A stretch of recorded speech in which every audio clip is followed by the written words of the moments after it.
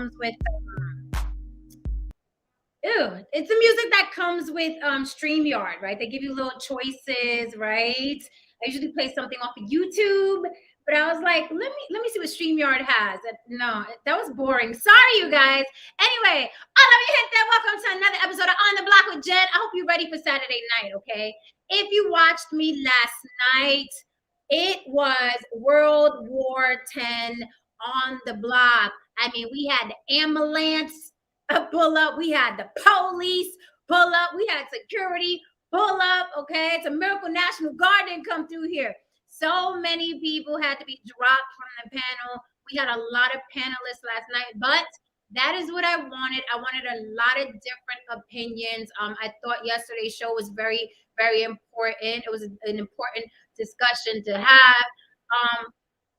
It went wild, right? The subject was men being emotional and sexless and lonely. And I gotta say, sorry, a lot of the guys that came up were very emotional. They became very emotional. And then you add women to that who have a differing opinion, and it's volcano meets tornado. So it was a little wild last night. It was a little wild last night. Afterwards, I had to sit in the tub, okay? It was a little crazy last night. But it's okay. Like I say all the time, we end in love, and it is true. Okay, we rip heads off here, but then we end in love. The people that I had to drop from the panel last night, of course, they are welcome back.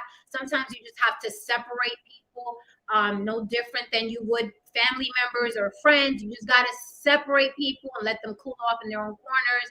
And unfortunately, I had to drop some of my guys from the panel yesterday because they was a little out of pocket. They got a little out of pocket with some of the people on the panel. And I'm the only one with the past to get out of pocket. I don't like to see other people going at each other the way they were last night. So I had to drop some people, but they are welcome to come back. Of course, they're welcome to come back. I just had to separate some folks. It got real sticky last night. Real sticky last night. But I feel there was some progress. There was some really good resolutions. There was people that gave good examples of what a resolve can be and what a solution can be for the problems that we're facing with these mass shooters and men that are lonely, sexless, and emotional. I thought everybody had good input. Just got a little sticky. It got a little sticky. Okay, but today's a new day. Wusa. You guys are here because you missed me and I missed you back. Let's take care of a little business. If you want to support the show and help Mama keep the church lights on, I am on the block with Jen and Cash App, or you can super chat me, okay? That's how you support the show, or hitting like or hitting subscribe, showing up every now and then. Also, another way you can support the show is if you come on my panel, because I like a lot of different opinions, okay? We don't always have to hear from the same 5, 6, 7, 8, 9, 10 people. I welcome new opinions, as long as you don't get too froggy, okay? And then I gotta drop you, but I like the differing opinions. I don't care if you scream or yell. I'm sure you've seen some of my panelists scream and yell. I scream and yell, but at the end of the day, can't be malicious. Once it goes malicious, I gotta drop you. So on the block with Jen on Instagram, if you want to see more of me and my reels and all the funny stuff and me running around, on the block with Jen on Instagram, and on the block with Jen on TikTok if you prefer TikTok and you're into TikTok. I'm also on the block with Jen on Facebook, although I don't use that page a lot because I'm not a huge fan of Facebook.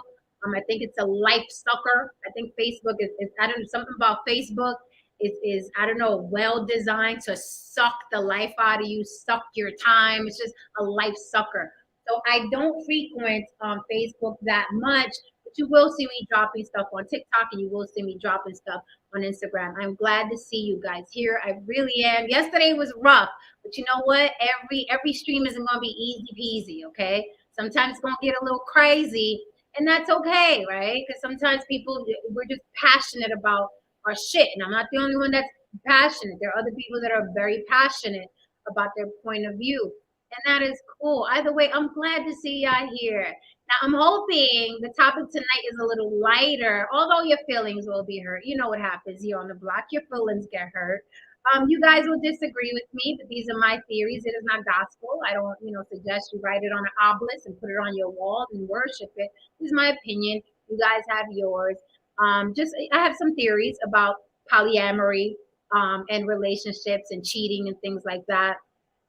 I thought this topic was interesting. Is your significant other secretly polyamorous? Now, I'm going to tell you some stuff tonight you guys aren't going to like, right? But it's food for thought. It is food for thought. And what I hope to do with my show and the panelists I have up here is to free some minds, right? And I suggest things, right? I don't want you to go home and file for divorce because you heard Jen say X, Y, and Z. I'm not trying to ruin lives.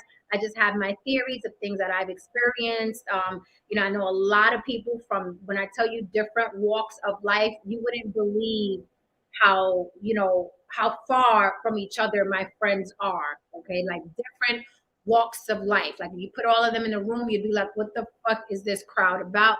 But they're all so different. Speak to a lot of people. I'm a people watcher. I am a sponge.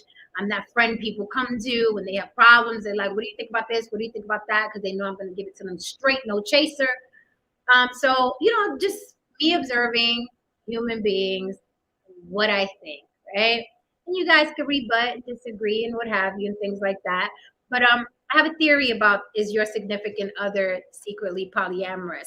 I want to touch on real quick. I'm not going to do a long celebrity monologue. I don't feel like talking about celebrities tonight. Fuck celebrities tonight. I do want to talk about Michelle Obama, because she's buzzing on the internet. And of course, every time someone says something amazing that pertains to their relationship or their marriage, people on social media have to run with it and weaponize it against other people because they have unresolved issues within themselves or unresolved issues with their ex-wives or their ex-husbands or the baby mama, the baby daddy. So when someone who has a huge platform says something about relationship, they just take it and twist it and then throw it on every bad relationship they've ever had, right? So I wanted to read a quote that Michelle Obama said because she is on a publicity tour. She's promoting her new book, The Light We Carry. This is the book that she's promoting. New book. I'm sure it's wonderful. I'm sure it's as wonderful as her first book, which I didn't read, but it's Michelle Obama. She could do no wrong, right? What wrong can Michelle Obama do? She even taught us, when someone goes low, you go high. Yeah, even though we don't do that, we go low with them, right? But whatever.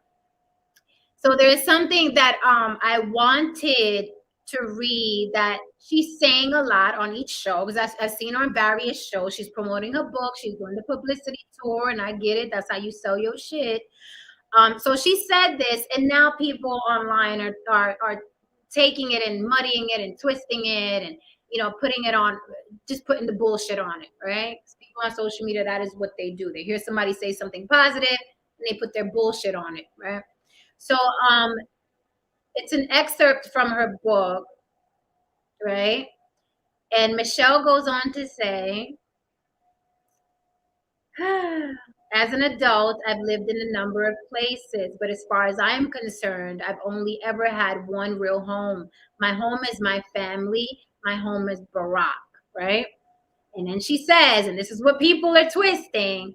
She said, but here's the thing. Our marriage has never been perfectly 50-50. Now you know those numbers cause a lot of bullshit online. Numbers 50-50. I suggested you strike that from your mouth, right? Never say it again because 50-50 has been twisted into so much bullshit. But this is the number she's using. So this is her quote. But here's the thing, our marriage has never been perfectly 50-50, talking about her and Barack. One of us is always needing more or giving more. We have to be willing to listen to each other honestly and without defensiveness. Only then can we evolve together. Over the years, a lot of young people have asked me about marriage, and my response usually goes something like this. You have to prepare yourself for long stretches of discord and discomfort. You have to learn how to make real compromises in the way you live as an individual. Glamorizing a relationship once you're married, you can't paper over problems when you're living with someone day in and day out. So you've got to ask yourself, what are you trying to get out of this relationship? Have you truly thought it through? Do you want a wedding or do you want a lifelong partnership? Those are two very different things. Together, you are answering the question, who are we and what do we want to be, right? I spoke about this subject in particular before. I said that a lot of women want weddings. They forget it comes with a whole husband. I say that all the time. And I say women because I've never spoken to a man, and I'm sure, listen, I'm sure they're out there. Before y'all come at me, I'm sure there's a man out there in the world from a little, very little boy who's thought about his dream wedding since he was 2 or 3 playing with his toy trucks. Great. But the majority of men do not dream about dream weddings and what dress they're going to wear and what the flowers are going to look like. Men don't do that, right? It's a girl thing. We're conditioned to want to be the little princess in the white glittery dress with the flowers. That's what they pump into our heads from when we're very, very young. But I say that women make that a priority. They want that wedding, they want those pictures, they want that ring, but it comes with a whole husband and a whole new life that usually starts to dim as the years go by, right? Because you can't have a wedding every day and you can't have a reception every day. That party is off the chain. And then life, right, seeps in. So I love what Michelle said here. Together, you are answering the question, who are we and what do we want to be, right? And I think that, people that get married, they don't have a lot of deep conversations and ask each other serious questions that they should before, deciding I want forever with you, hence the divorce rate. And we don't have to go over those numbers or who files most because we know that, right? We know that at nauseum. We know that women file more, 75 to 80%. We know the divorce rate is 50% and growing. We know now less women want to get married. Men rarely want to get married. You know what I mean? So those are the stats. Those are the stats. But here's what people are doing online with Michelle Obama's words, right? She was like, oh, look, see, she carried him sometimes. She gave more than him. Ew, if it wasn't 50-50, sometimes she gave more than Barack did. Slow down, Tyrone, okay? You are not Barack Obama, okay? Can you imagine a man that became president, what his aura was like, what his determination was like day in and day out, what his swag was like day in and day out. The man she got to see with her own eyes. This man eventually became president. Okay. So can you imagine being in a world where you're watching that man climb, right? Go to school and then go to law school and then become a lawyer and then blah blah. And then, I mean that he's a very just a very great grandiose personality, and we saw him be president. We saw it. So we saw what Barack was. So imagine that's your husband. So unless you're on that level, do not use Michelle's words against other women. Unless you are a Barack Obama, and I'm sure there are other Baracks out there. Are they common? I don't think so. But of course there are other Baracks out there. But what you should not do is put yourself, right, in the shoes of the man that Michelle is talking about, unless you're somewhere in that vicinity.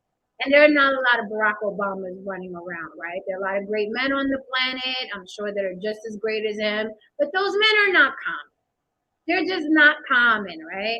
So when I see these YouTubers and people on Instagram, see Michelle said that she gave more sometime. You women need to give more. Well, you motherfuckers need to be Barack then. Then you guys need to be Barack Obama then. If you want the Michelle, then you need to be more of Barack. Okay, so let's not take Michelle's words. Let's not take her words and turn them into what your baby mama didn't do, what your ex-wife didn't do, what your current girlfriend is not doing, unless you're pulling up like Barack, okay? Lay off the women. They're not giving you that 70% like Michelle did with Barack. I even saw something as ridiculous as someone say that Michelle wanted to be president, but she fell back so Barack could be president. That's how silly.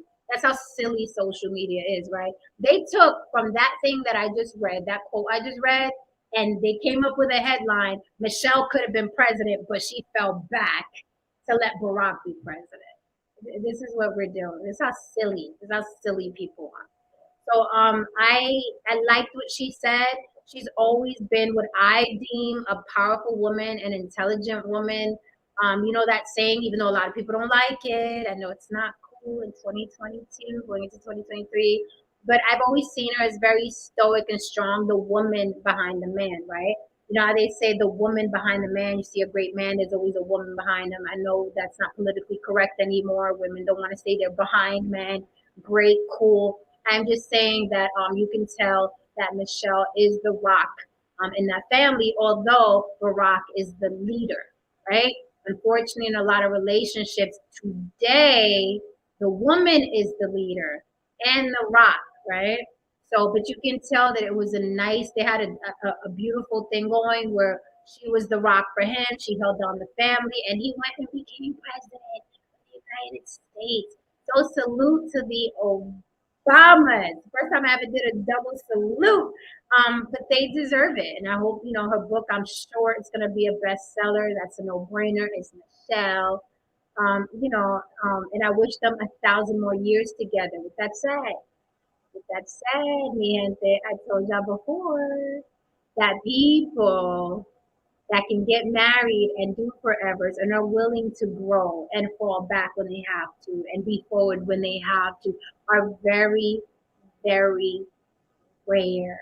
And I don't mean 50% of the divorce rate rare. I mean much higher than that. Because yes, the divorce rate is 50%. Now, what's the percentage of people that just stay together because they got these kids in common, because they got these bills, because it's cheaper to keep her, because a man doesn't want to lose half, right? What about all these loveless marriages? Marriages that are still together, right? They're still intact, but they're living in separate parts of their house, but they got to pay off the college tuition for the kids, right? So I think it's even higher than 50%. It's just the paperwork hasn't been filed. That's what I think, right? Because I do think people that are meant to be together and forever and married, I think those people are rare. I do think that marriage is possible. I do think that a forever is possible because you guys misconstrue what I say, okay? I'm not a promoter of marriage because it rarely works, and I think it's a big gamble. And if it fails, now you have a bunch of kids that you got to worry about and put through college with somebody that you don't like anymore, right? Now you're splitting money and child support and bills, and men get it worse after divorce. We all know that. I think we can all agree with that. I think even the ladies can agree, men get it worse after a divorce, right? Because the women has child support, woman has alimony, right? So that's why I wouldn't promote marriage, but I celebrate marriages that work. I just think marriages that work are very, very rare, right? Marriages that work are rare. So I wanted to talk tonight about, is your significant other secretly polyamorous? Now, if you've ever been cheated on, you should be watching this. If you've ever cheated, you should be watching this. Because I have a theory of why you got cheated on and why you cheated, right? Now, you know, men cheat all the time, women cheat all the time. And I know people are probably gonna think, huh, polyamorous. Just because you cheat doesn't mean you're polyamorous. Okay? Just because you cheat doesn't mean you're polyamorous. I love my husband, I love my wife. It was a mistake. I fucked up that one time. It was a mistake, right? So let's explore that. Let's explore that. I'm going to read to you the meaning of polyamory. Yeah. And I know, you know, I'm sure people have different opinions. I'm hoping Haran is here. Can you hear me okay? Can you hear me okay, Haran? I'm sorry, I didn't look at the comments. You guys hear me okay? Ooh, if I said all of that and y'all couldn't hear me, I'm going to be pissed. Let me get a sound check, you guys.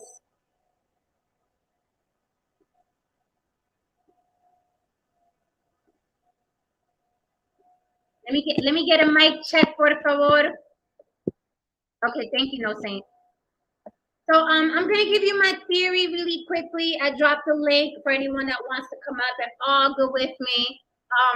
So polyamory, what does it mean? This is a simple Google search. This isn't science. I didn't call Dr. Fauci up. Just quick Google. Google, what's polyamory? It says here, if you've had, how can you tell if someone is polyamorous?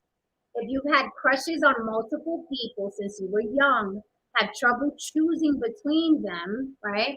You might be polyamorous. Many polyamorous people feel they have an infinite amount of love to give others. So it's normal to feel like you can love multiple people at once, right? That's polyamory. Now, here's something a lot of people say when they're either caught cheating or they cheat. And if you're watching this, you've either been cheated on or you cheated on somebody. That's the majority of my chat, I'm sure, the majority of people watching. I guarantee you either cheated on somebody or you got cheated on. That's just like, that's just humanity. Like I said, the majority of humanity is not meant for monogamy. They're just not built for it. Not physically, not psychologically, not emotionally. The majority of humanity is not built for monogamy. They are just not. They are just not. Okay? That's why, hence the divorce rate, hence everybody cheating, right? So there's something that I wanted to address when people say, well, I love my wife. I wouldn't, I wouldn't leave for a side dude. I wouldn't leave for a side chick. I love my wife. I love my husband. Love, love, love, love, love. Right? And I'm gonna call cap, and I'm gonna call a big cap, and here's why. Because the reason you claim you don't leave your husband or your wife for the side chick or the side guy is love, right? I love my wife. I wouldn't leave my wife for this side chick. Right? That's it's love, right? But love within itself, right, means that you would not hurt someone. That's how love is supposed to work. When you love someone, you wouldn't consciously do anything that would bring harm, hurt, betrayal, embarrassment, or humiliation. That's love, right? That's love. It's very simple. It's not complicated. That's love. When you love a thing, right? Let's keep it simple. You buy a plant. Are you going to water it oil or are you going to water it with water? You're not going to put oil in there because it's going to die. You love that plant. You want to see that plant grow, right? So similarly with your husband or your wife, you're just not going to hurt that person, right? Now, what people like to do is cover the word hurt and betrayal and humiliation with a mistake. You think if you put the word mistake over the words hurt, betrayal, or humiliation, well, then it's okay. Then you keep that love intact. Listen to what I'm saying to you. You got hurt, humiliation, and betrayal. And you think if you cover it by saying it was a mistake, then you could keep that word love intact. And that's bullshit. So ask yourself, do you love your husband or your wife, or that's just the motherfucker you're used to? That's the motherfucker that you like to Netflix and chill with. That's the motherfucker you like mostly fucking. That's the motherfucker you're stuck with raising kids. But those things are not love. That's familiarity. Okay? That's comfort. Who the fuck wants to break up and start all over again? Who wants to do that? The thought itself is repulsive. Who the fuck wants to start over again, learning somebody new, their colors, the vagina shape, how they like their head, what they want in their cereal? Who wants to do that? Let's just keep this motherfucker. I'm used to them, right? But that's not love.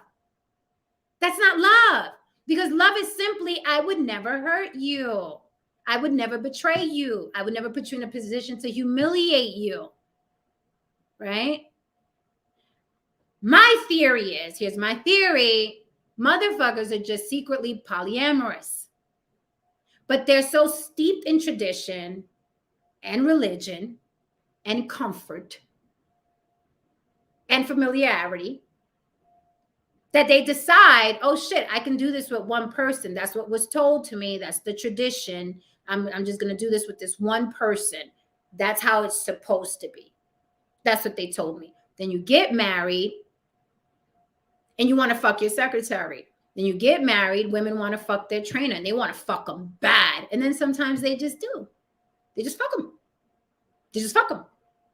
And then they get caught. And there's a lot of planning to cheating, right? Very rarely is it like the movies where it's like, here's the file, Mr. Johnson. You know, it's not a porn movie. There's thinking, there's constantly looking, you're entertaining it in your mind. I wonder what that mouth do. And then it fucking happens. Very rarely is it a porn script. Here's the file, Mr. Johnson. And then Mr. Johnson runs over and rips her skirt off and throws up on the desk. Very rarely like that. You've been thinking about it. You even rationalize in your mind, oh, my wife is fucking boring. My husband is boring. He has a gut now. But there's a lot of planning that goes into it. It's not happenstance. It's not a mistake. A mistake is, oh, shit, I'm sorry. I bumped into you. Can I get you a napkin? I didn't mean to spill your drink. That's a mistake. You guys think you can cover betrayal and hurt and lying and cheating with the word love. You think if you say you love that person means that you're not polyamorous, right? And polyamory is agreeing to caring for someone. You're going to tell me that a man doesn't care about his side chick? You going to tell me that a side chick can't call somebody's husband she's fucking and be like, hey, babe, I'm short on the bill. Can you help me out? And he's not going to pay it because he wants to keep fucking that woman? Now, we got jokes. Well, the wife you deal with on February 14th, Valentine's Day, and then you deal with the side chick on February 15th. But you're still dealing with her on February 15th. So is that not caring for and loving more than one woman? Right? Because you can easily just go get a prostitute for a couple bucks and never see her again. But these are relationships. These are relationships outside of your situation. These are relationships. This isn't, I just hired a hooker one time. I needed a blowjob. I'm sorry. These are relationships. There's a lot of pillow talking that goes on. The side chicks usually know all the business of the wife. The side dude usually knows all the business of that husband who ain't hitting it right. You know how this works. Let's be grown. We've all done it. We've been on one side or the other. We've all been there. There's not one person watching me right now that hasn't cheated or hasn't been cheated on. Not one of you. Now, you could rationalize and say that mistake that happened that time wasn't really cheating because technically you guys were broken up for 2 weeks and y'all weren't talking and he didn't answer his phone and she was out of town. So it wasn't technically cheating, but you fucking know it was cheating. You know it was cheating. You know that person still doesn't know you did that. You know it and I know it. So you can rationalize it how you want, but that's not love. Love is very simply, I'm not going to hurt you. That's love. I'm not going to hurt you. I'm going to always tell you the truth. I'm not going to fucking hurt you. That's not love. There is no mistake in cheating. I fucked up. I'm sorry. It was a mistake. No, you thought about fucking that motherfucker for a while. Right? Ryan DeMarco, who is, I don't want to put him on the spot, but he is polyamorous. Oh, yeah. you just started off with that, huh? Yes. So that's my theory. Again, I don't live a polyamorous lifestyle. However, I came to the realization I'm not a person that could be with one other person and not think about, damn, he look good. I don't know who that is, but his ass is sitting right. You know what I mean? So it's like, I wouldn't want to put myself in a quote unquote committed relationship knowing I'm going to be sexually attracted to other people, right? Knowing I may want to be with other people, because then I'd be lying and just forcing myself into this tradition that I'm not. I'm going to have to slow you down right there. That's called solo polyamory. What you got? That's called solo polyamory. There's a word for it? School me. Come on. Well, solo polyamory means, I'm with me, but I date all of y'all. That's it. That's the bare bones of it. That's the simple of it. That the what you said right there is pretty much how it functions. You could be with one dude, but you could just say, hey, we got this thing going on. It is what it is. You know what I mean? Don't ask, don't tell, blah blah blah. But then you'll probably see another guy and be like, hey, hey. Wait a minute, because I just loved that explanation. I'm with me, but I'll date Oh you. yeah, yeah. That's pretty much it. That's pretty much. That. That's pretty much, yeah. That's pretty much it. Like solo polyamory. That's pretty much it. You're not involved in any kind of triad. You're not in any committed situations. Okay. Difference between poly and a whole. It sounds to me it sounds to me like nothing more than a title and a personal point of view. Because I can call a polyamorous person a hoe. Like, oh, you just want to be a hoe, you just want to fuck around. So how do you differentiate hoe from polyamory when everybody's fucking anyway? I mean, well, here's another branch of the situation. You can be an asexual person in a number of polyamorous relationships, where you just are in emotional relationships. Where you can be an asexual person in a number of polyamorous relationships, meaning that there's entirely no sex involved. So that person's not a, you can be in an emotional relationship with someone else, and there's absolutely no physical, component involved. So what defines the hoe then? Penetration? I'll leave that up to y'all. Okay. I'll leave that up to y'all. No, but you know what? It's a smart answer because literally the word hoe, everyone has a different meaning for it. Right. Everyone has a different meaning for it. So you're absolutely right. That is, listen, hoe is in the eye of the beholder, I guess. I want to welcome World Kings. David, I'm gonna put you on pause for a minute. What's up, No Saint? What say you guys? Because I'm telling you, I feel like if you have ever, and people are not gonna like when I say this, but if you have ever cheated, you're polyamorous. You know that although you was with this person, wife, husband, girlfriend, boyfriend, you wanted that other thing. Okay? That's more than one person. Then you are not meant for monogamy, because I feel like a true blue to the bone marrow monogamous person can be with one individual and never want to fuck that over there because they're thinking monogamous. But if you cheat, then you have a polyamorous bone somewhere in your body, or you'd be able to refrain. That's my opinion. If I say I'm a thing, then I'm a thing. I'm not going to cookie cut it to my comfort and then come back and say, no, but I'm this thing. No, you're not. You're not loyal. You're not this thing, because you had to go hit that. And it wasn't a mistake. There was planning. There was desire. Right? No Saint, what say you, since you were already up here? Welcome to the ish. Peace. Hey, how you doing tonight? So, no, everything Haran was saying, I think he's spot on. I think, to be honest, the majority of people are not built for a monogamous relationship. I think culturally and religiously, we force it upon each other.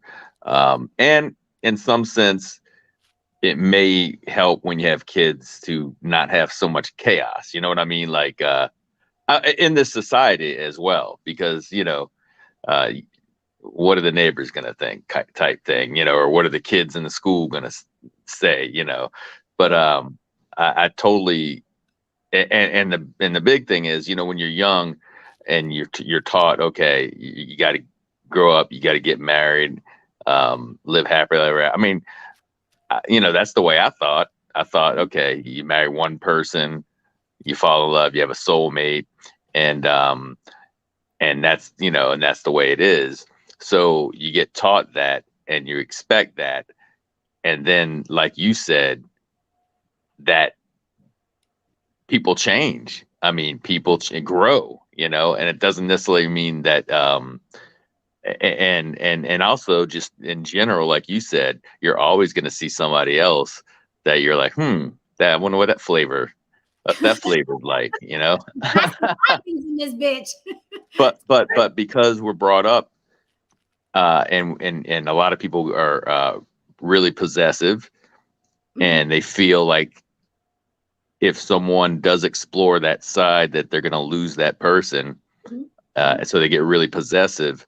And then so one person might feel like you said, well, I don't want to hurt this person, so I'm just going to do it on the side, you know, instead of just, you know, discussing it with your partner and saying, hey, this is what I'm interested in or whatever. And it's, you know, so yeah, but so yeah, that's what, you know, I want to hear some of the other people's opinions. I kind of know what one of the guys' opinion is on the panel already.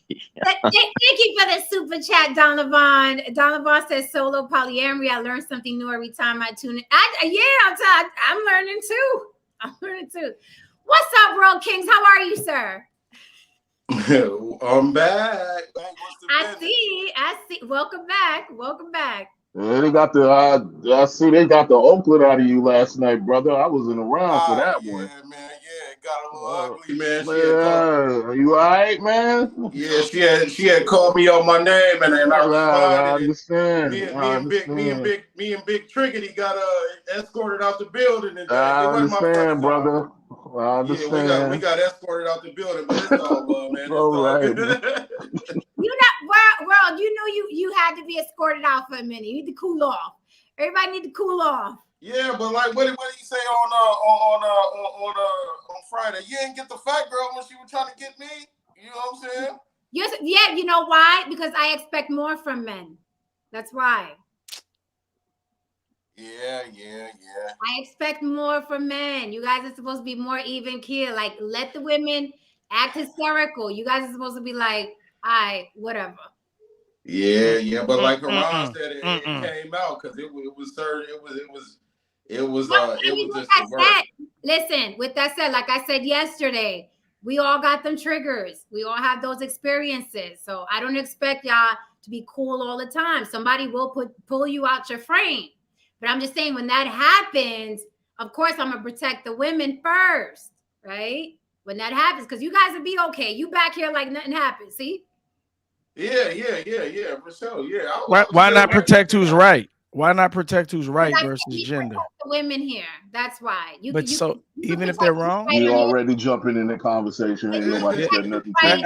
Hey, man, stay out of my business. I'm talking to the ladies. Stay out of this. See, like, Jen, do you notice how the insecure man? I'm talking to Jen. I don't want contact with a man. I don't want contact with men. Jen, help me out. I don't want contact with men. I like to talk to the conversation. I know. I'm really about that. I'm a player. I don't want to talk to men. Like every panel I jump on, men seem to want to talk to me. It's weird. I don't want to talk to the conversation. Okay, watch this. Let's reset it. I'm not going to say anything to you. Let's keep it to the topic. Let's see who the hoe is. Okay, Jen, back to the topic. No, I know. I didn't call you. I said whoever can't let it go is the hoe. I still stand on that. As a man, I'm going to move on.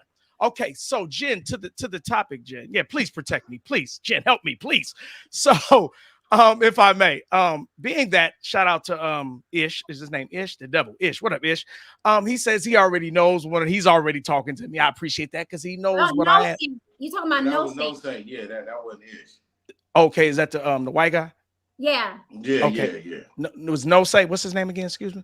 No Say.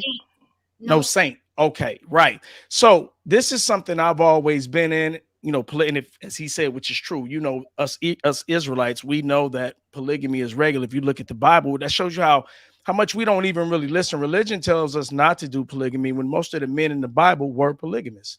And also, I was just having this conversation with an applicant the other day, and we were talking about something, and I said, you know what I learned is polygamy is for some people, and monogamy is for some people. For some strange reason, we always think we have to fight. No, be this. No, okay, how about this? Monogamy works for you, do that. Polygamy works for me, do that. What I've learned, though, there are people who think they should be in monogamous relationships when no, they need to be in polygamous relationships. And there are people who think they need to be in polygamous relationships who know you need one person. So, and I've learned that, and that's what it just comes down to. It's to each his own reach. Whatever, like for me, I've been I haven't been without a woman since I was 16. I've been in multiple relationships at one time since I was like 21. So I learned that works for me. When I'm with one chick, it just doesn't work. It's a whole lot of hassle. It's a whole lot of issues for me. So I prefer multiple women. Okay, let me hop in here. Let me ask you a question real quick. Well, let me ask you a question, David. All right. So when you said there are people that should be in polyamorous relationships, I think it's very obvious. When I see someone cheat, I automatically think you need to be a free person. You need to be a free person so you can love who you want and sex who you want. But how do you decipher watching someone in a polyamorous relationship and saying you need to be in a monogamous relationship? What are they showing? Because some people like, I'm glad you asked that. That's a great question because I wanted to explain that. There are some women who like, it takes a lot to handle one man. Now, again, you know, women, I need a man that can handle me. Well, men should feel the same way about themselves. Like if you're going to cook, if you want to be the only one, you have to earn that. And that position is hard. You got to cook, you got to clean, you got to be willing to listen. It is a hard task. And maybe it just be a little too hard for you. Maybe you need a sister wife to help share the load. It's that simple. Okay, World, you had a question? Yeah. No, I was gonna jump in here because I was next. Dame Dollar, what's the science, man? Hi, Damien. I'm glad to see everybody back unscathed. All right, some people may have band-aids on their forehead. I'm glad to see everybody back. So what I was gonna say is, I'm wondering if old Big Triggity gonna come up today. But oh my God. What I was gonna say is that title is an oxymoron. Is your significant other secretly polyamorous? That's an oxymoron because there's no such things as being secretly polyamorous. Okay, you're either polyamorous because polyamorous is everything is on the table. So being secretly polyamorous would mean that you're cheating. In essence, by definition, because like I said, if you're polyamorous, everything is put out on the table. It's an agreement. Everything is straight up and down. So they could be secretly non-monogamous. Yeah, that could be a thing, but it can't be a secretly polyamorous. But it wouldn't have sounded as good, would it? No, yeah. I see you try to word play with it. How do you? And you had to get Miss Polly up here. Okay, now what I would say is I do agree with the gentleman that just spoke with the first part that he said. Mm-hmm. I believe that, and I've said this before, I believe in everything. I believe in polygamy. I believe in monogamy. I believe in you being single. I believe in open relationships. I believe in whatever is going to work for that individual. Whatever they so choose that is going to work for them and that's going to be the best for them, then I believe in that. I believe what you're saying, Jen, is do some people, and what the gentleman said also, are some people actually polygamous or polyamorous, but they're trying to be monogamous and they're trying to be in just a relationship with one woman, knowing that their nature is polyamorous or polygamous. But that's my topic. That's the topic, but that's not what you said. But that's my topic. No, it's not, Caesar. No, it's not. Polyamorous. So let me. We have two polyamorous people on the panel, and I'm asking Miss Polly. Welcome, Miss Polly. Great to see you. Yes, you too. And Haran, I'm asking the two polyamorous people, and I just know that I don't know if anyone on the panel is, but Haran and Miss Polly, have you ever been lied to by one of your partners in your polyamorous situation? Have you ever been lied to? No, I've lied. Seeing someone they were fucking, someone they didn't tell you they were fucking, or told you they were and they weren't, or they are and they aren't. You know what I mean? Have you ever been lied to? No, but I've lied.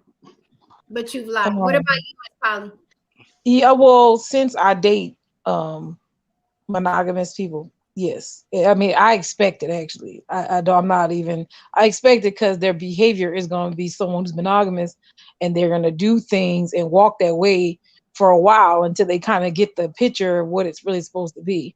Because I'm asking them to transition with me. So I'll say, yeah. I mean, but I expect it, so I'm not surprised by it.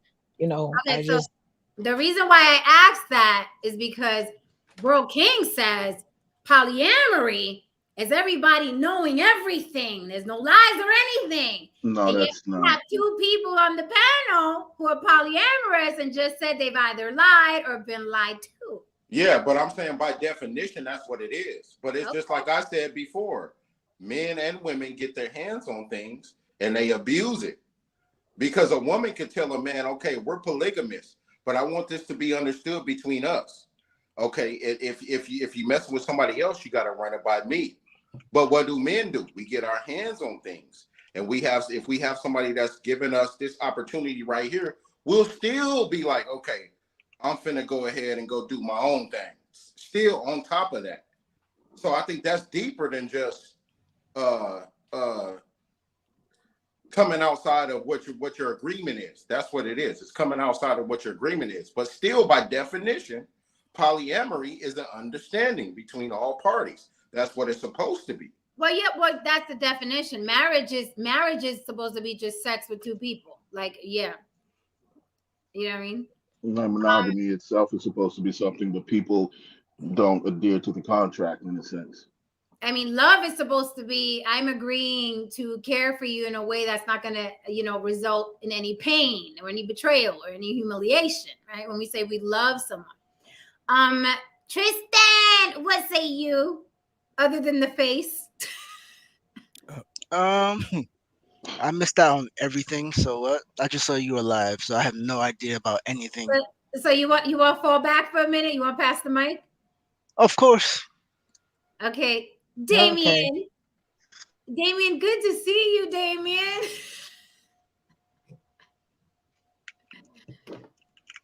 You stuck, Damien. You stuck. Who you got on my ass tonight? Who's coming up? No, on my ass tonight. Who you got for me? We got Joanna, we got and Elisa. Who you got for me? Pause. No, nobody's showing up tonight, man. You know who you got for me? You got somebody new? We chilling tonight. You got the boxing gloves on tonight, huh? I'm just kidding. I understand. Just yeah. It's nah.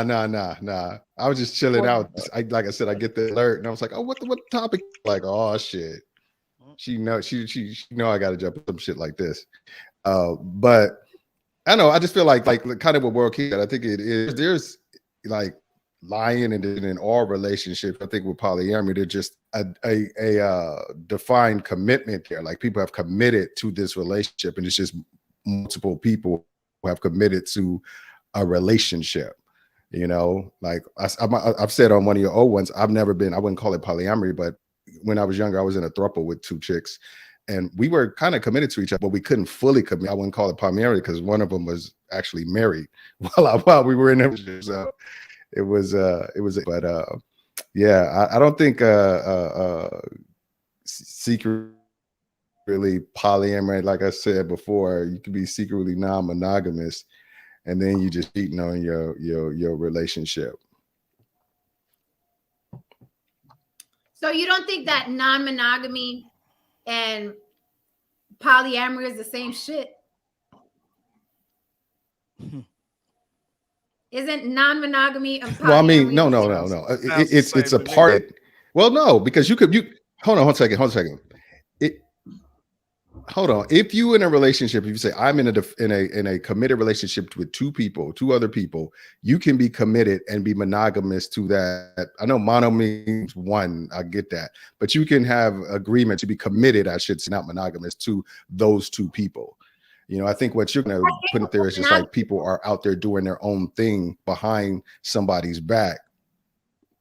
You say what? That's a closed triad. That's what he's explaining. It's called a closed triad, what you're explaining. Essentially, you're just in a situation with just two people. Right. Yeah, but monogamy. Now, under the umbrella of non-monogamy, it could be a number of things. It could be polyamory. It could be an open marriage. It can be swingers. You know what I mean? It could be a number of things. Like just because someone's polyamorous doesn't necessarily mean they're a swinger, or it doesn't necessarily mean it's a open relationship per se. You could have the wife or the husband own. You could that have they a invite marriage. other people into the relationship. Right. I mean, and you can only have one person who's polyamorous, and the other person, You know, isn't. there's. Damon, you going in and out. Yeah, I think that, I don't know. I just don't. I feel like the relationship I've seen in the past, there's been. I think he has a definitely. lateness. He probably has a latency issue. His stream is messing up. Yeah, you going in and out, Damien, for some reason. That's that Texas internet. Oh, gee. Hold on. Miss Polly. God damn it, Elon Musk. Can you hear me better? Nah, try to come in and out. Come, step back out and come back in. Press Control F5. Hey, Jen, I got a question for you, Jen. I got a question. Okay, Jen, let me ask you this quickly.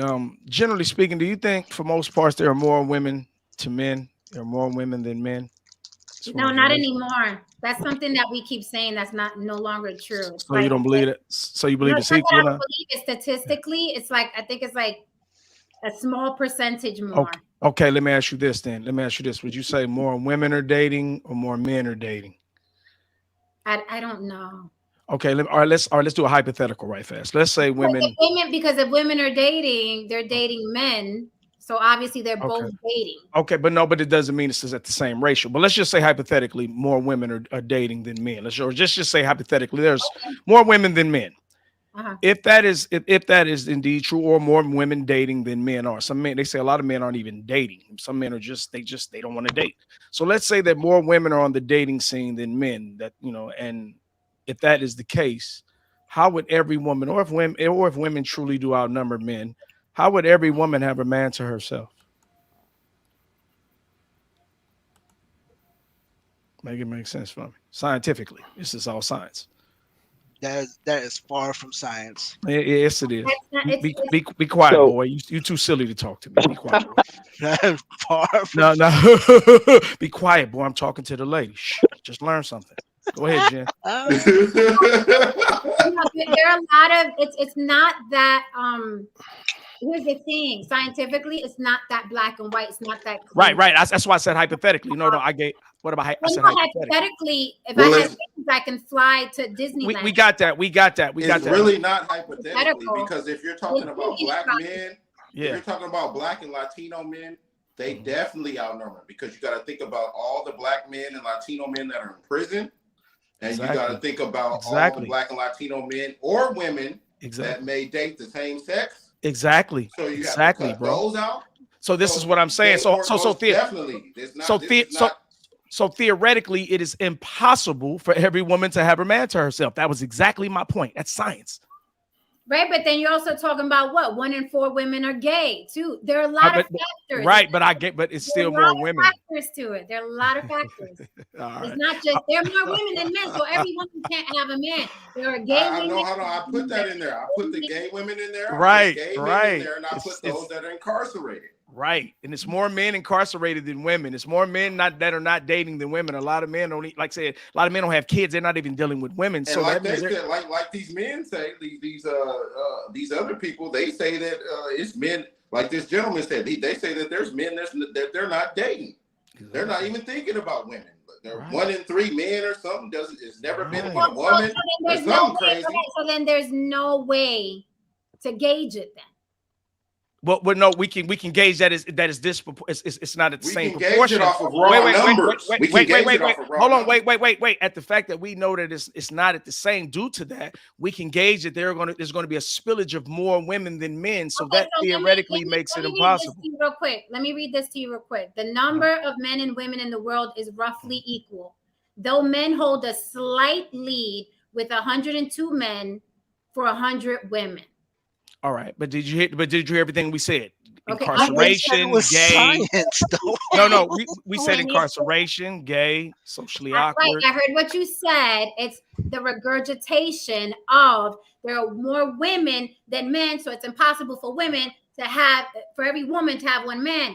And I'm calling bullshit, because you have men that are locked up, women that are gay, women that aren't dating, women that are married, men that are married.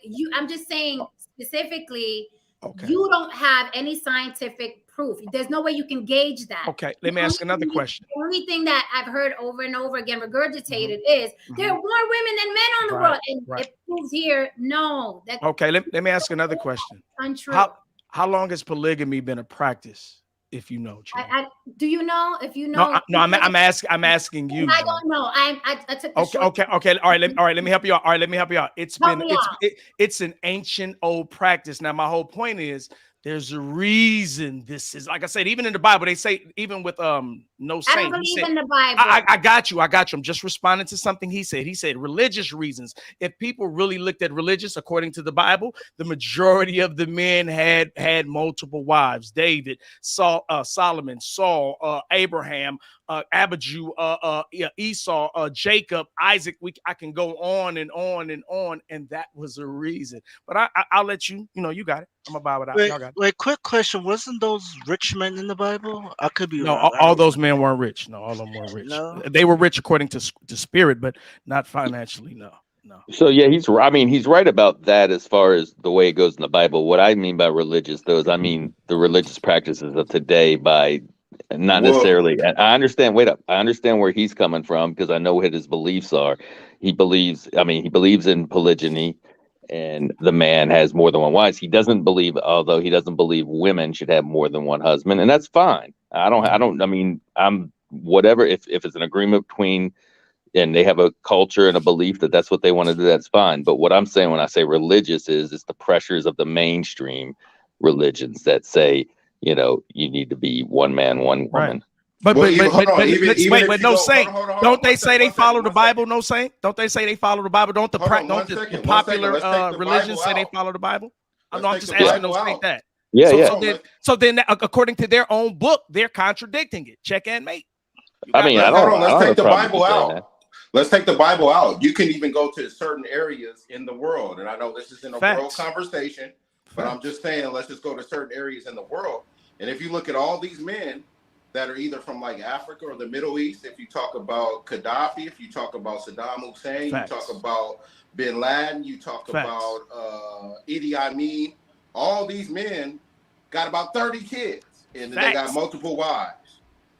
Yeah, but you're talking about high status men, though. No, bro, it's their culture. It's their culture. No, it's their culture, bro. Go learn something. It is their culture. No, it's not. Man, who is this goofy? Why does this retarded dude? Is that the culture or the law? It just doesn't even. You're not making any sense. Hold on. David Johnson, the asshole. I know your shtick is being an asshole. We don't need it on the panel. Stop calling people out of their name. Stop talking over people. We're not doing that tonight. We did it last night. That's why I just laid back because I knew he was going to do himself in, eventually. He can't help himself. Insecure men always shoot themselves in the mouth eventually. But here's the thing. He's exuding insecurity and immaturity. I don't understand why he doesn't see himself. How can you not see yourself? Do you know how absurd that is at his age that you don't even see yourself? That to me is crazy at our age. Like you don't see how you're talking. You don't see how you're over talking. You don't see how infantile it fucking is to continuously call people out their name, other adults. You can't have a conversation without doing that. You don't even see yourself. That shit is pathetic. We're just having a conversation. You can believe that you need 50 bitches sucking your dick. Great. Let other people have their opinion. Stop calling people out their fucking name. You know, Jen, I just want to say something. The other day I was having a conversation with a woman, and she, it was a cool conversation. There was some chemistry going on, and she just said that the guy that she was dating, he fit the profile of this guy David so much, and she was like, I'm decided dating these insecure men and so on and so forth and so on. And she said she just would like to be in an adult situation with some people. So I don't know. It's just amazing. I mean, strangely enough, it's a small world. The fuck around could have been his chick I was actually talking to. But anyway, it's neither here nor there. I'm like, that to me is a sign of that to me is a whole shit. Nakmeezy is back. I'll let up David if Nakmeezy comes on the panel. David, you can come back if Nakmeezy comes up. Let them both come in. Let them both come in. Oh my God. Oh, Miss Jan, y'all wow. So Miss Jan, I'm sorry. I did want to know your topic. I'm sorry because I feel like they kind of went somewhere else. Yes, they turned the corner. Okay. Yes, they did. First of all, shout out to Reese from Philly. We haven't seen you in so long. Yo, Reese, what's poppin', homie?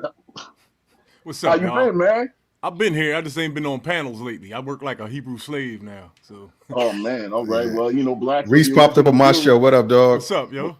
What's up, Reese? I'm back. Right. I don't have any divine wisdom for y'all today. I'm actually here to learn, because this polyamory thing is new to me. I mean, I know it's not new, but the word is actually new. This kind of thing's been going on for a long time, so the word is new to me. My question is, like, what if it's 3 women or 4 or 5? Is that trolyamory and quadraamory and quantaamory and octaamory? No. I mean, poly means multiple. Poly means it's the same thing. Polyamory sounds like a bad disease, like COVID 2.0 or something. No. I think that the word the polyamorous is the one that's tripping everybody up because that's the bigger out of all the kind of poly like relationships there are. Polyamorous is the one that has the most kind of diversity in it.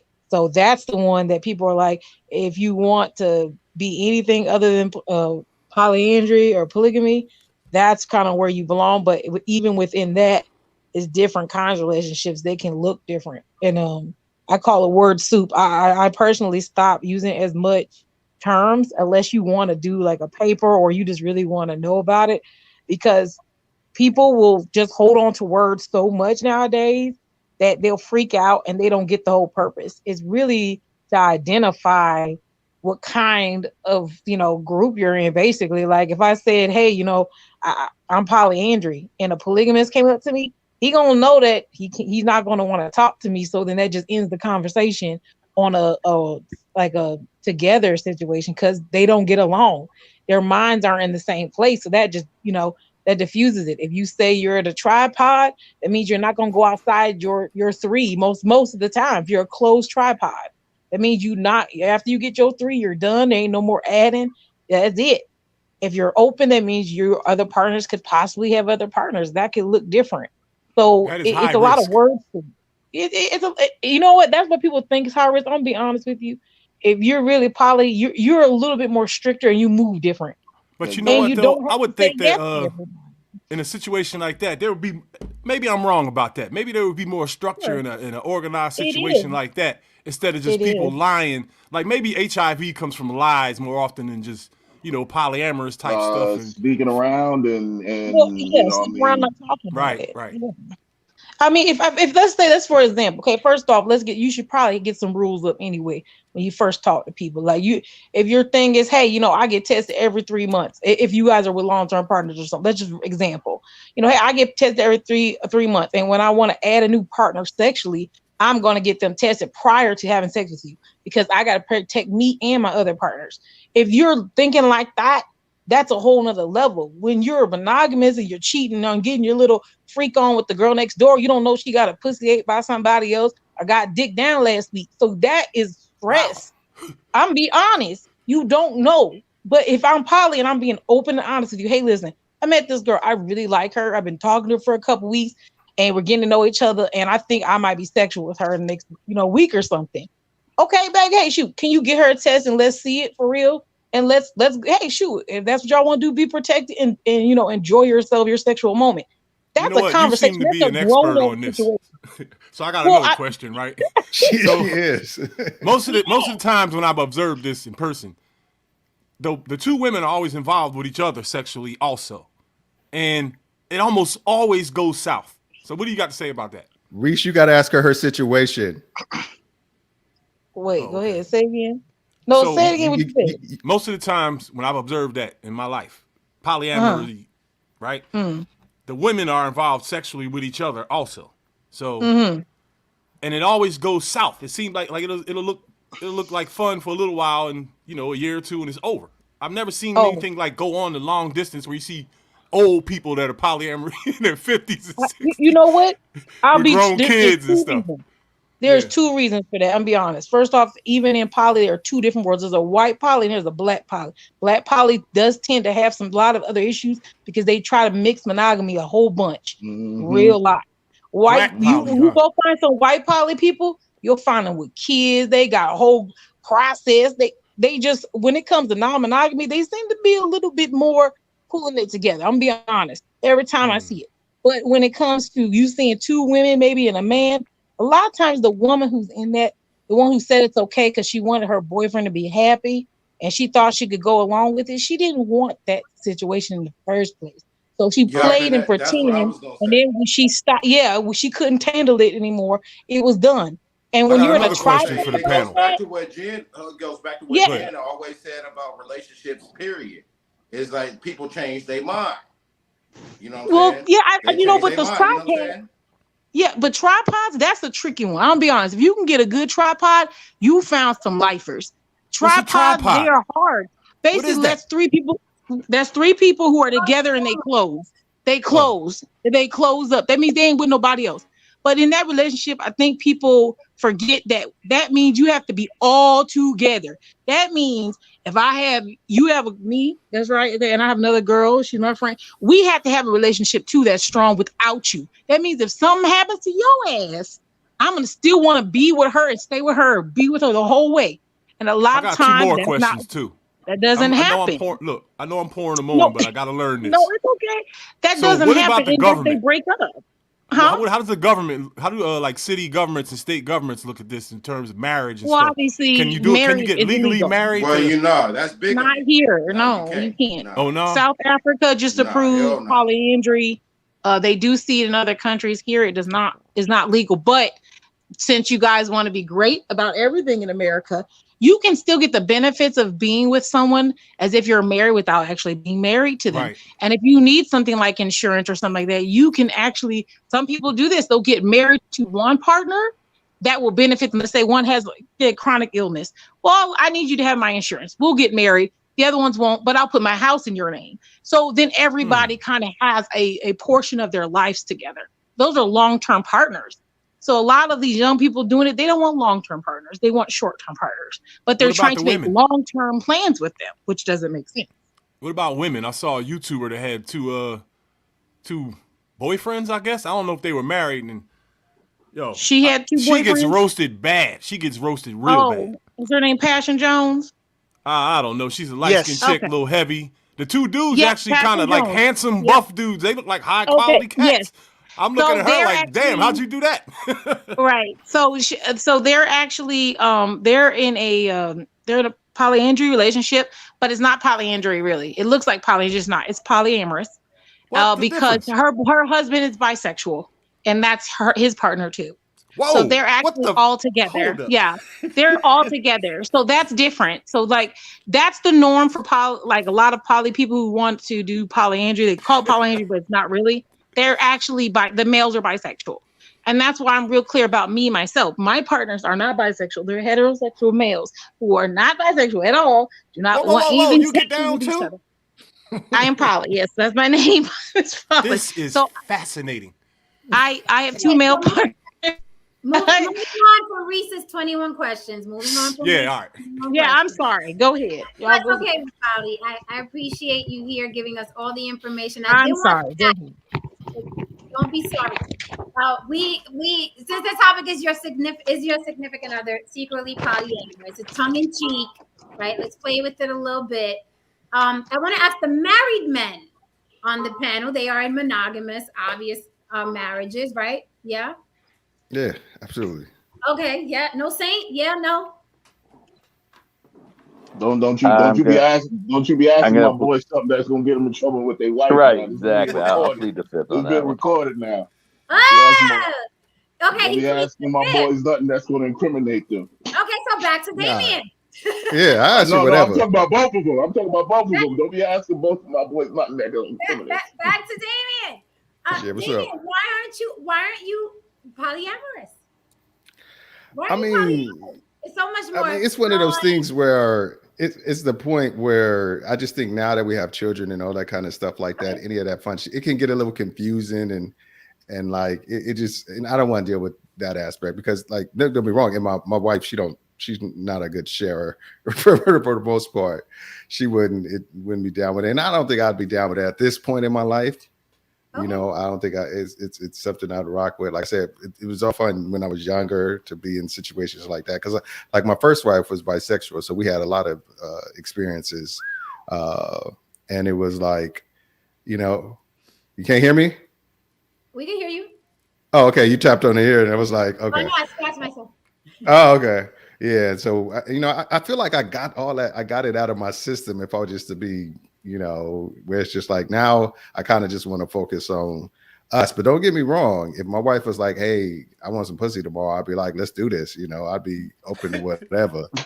You know, and that's seriously. If she, I'd be all for it. Okay, so then if you let's just play with that. Pause. Okay. But let's play with that. If your wife said tomorrow, you and I both, yeah, that's definitely how it would be. Right? That's not monogamy anymore. No. Because the commitment is, yes. There we do. It is possible to have sexual, like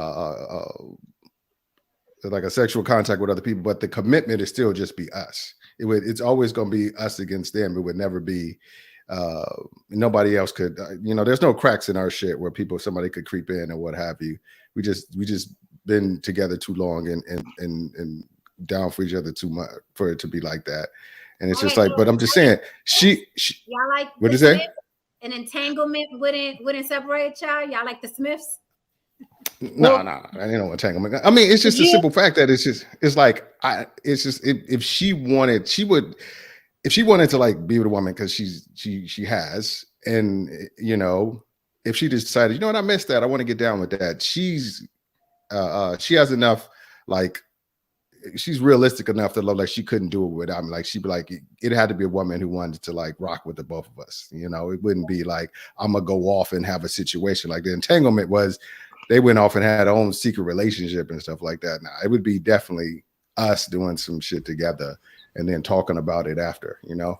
It definitely wouldn't be no hidden behind closed doors or what have you like that, you know. And realistically, I'm at that point in my life, I'd be doing it just because she was down for it, you know. That something she wanted. I wouldn't be like, oh my God, I want to see this. I want to see you like eating pussy. No, I don't, you know. I'm sure it'd be an amazing sight, but you know, it's I'm not. Miss Polly Haran, after hearing that, can he still call himself monogamous? Yeah, that's why I was going to want to clear up something, because I keep hearing it, and it's not y'all. I know y'all don't know, so I want to say it. There is, even though it's non-monogamy, after non-monogamy, there are other things other than poly. There is something called lifestylers. Okay, now we kind of throw them all together. That's wife swapping. That's that. I just want to hit it and quit. They're more sexually bound. And when you're doing like open relationships, I put them in there too. They like Haran said. He said, or not Haran, I'm so sorry, babe. But you said they will never be the level as your wife. If there is no one that you can give your heart to the point of your wife at any factor, then you're not poly. You're over there in the lifestylers, wife swappers, open relationship, because you're not in that mind to. What happened? I think she broke out. That's why poly people and lifestyles really don't get along unless you're a lifestyler and you're poly. It's separate. Okay, here's something okay, think of it in this context. Take polyamory, right? Think of that as a relationship. All right, just think of that, hold that in your mind as a relationship dynamic. Now, think of open marriages, think of swinging, think of all this other shit, think of cuckolding, whatever the fuck. Think of that as sexual acts, exploration. Okay, that is not, in a sense, polyamory. That's not polyamory. Like polyamory is like just essentially multiple loves. Just think about that in that context. You know what I mean? Bringing someone else in to your dynamic just for just for a need of a sexual situation or whatever. You know what I mean? That's not, in a sense, polyamory.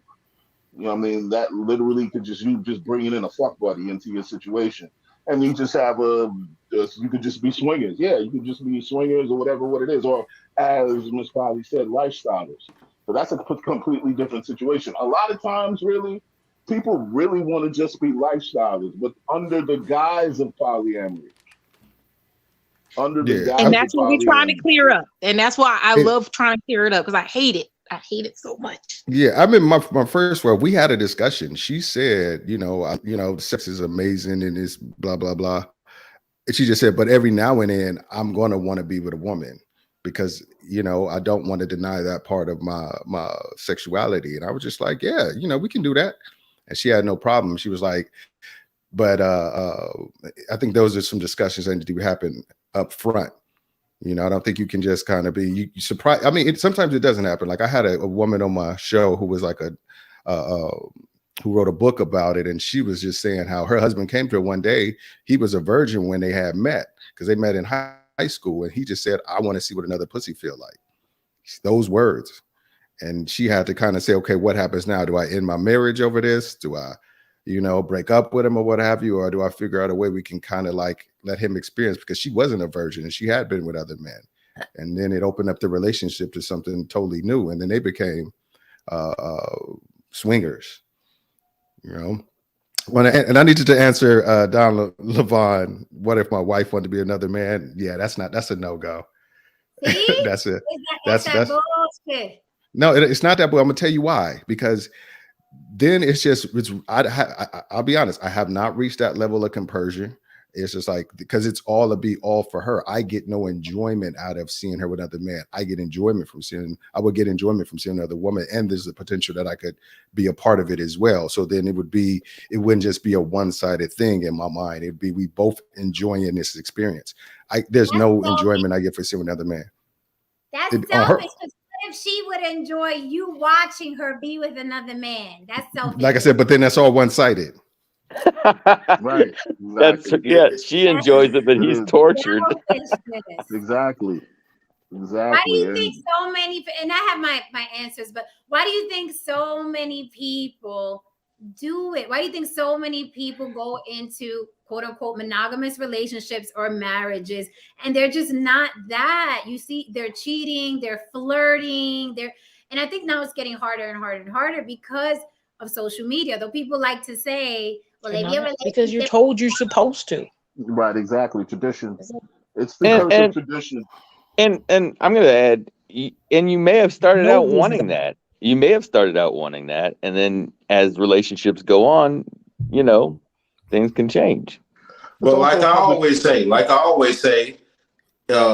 sometimes it has to be that way, because sometimes a man can only be with one woman. He can only physically, mentally, spiritually, all that. He can only deal with one woman. Sometimes a woman can only deal with one man.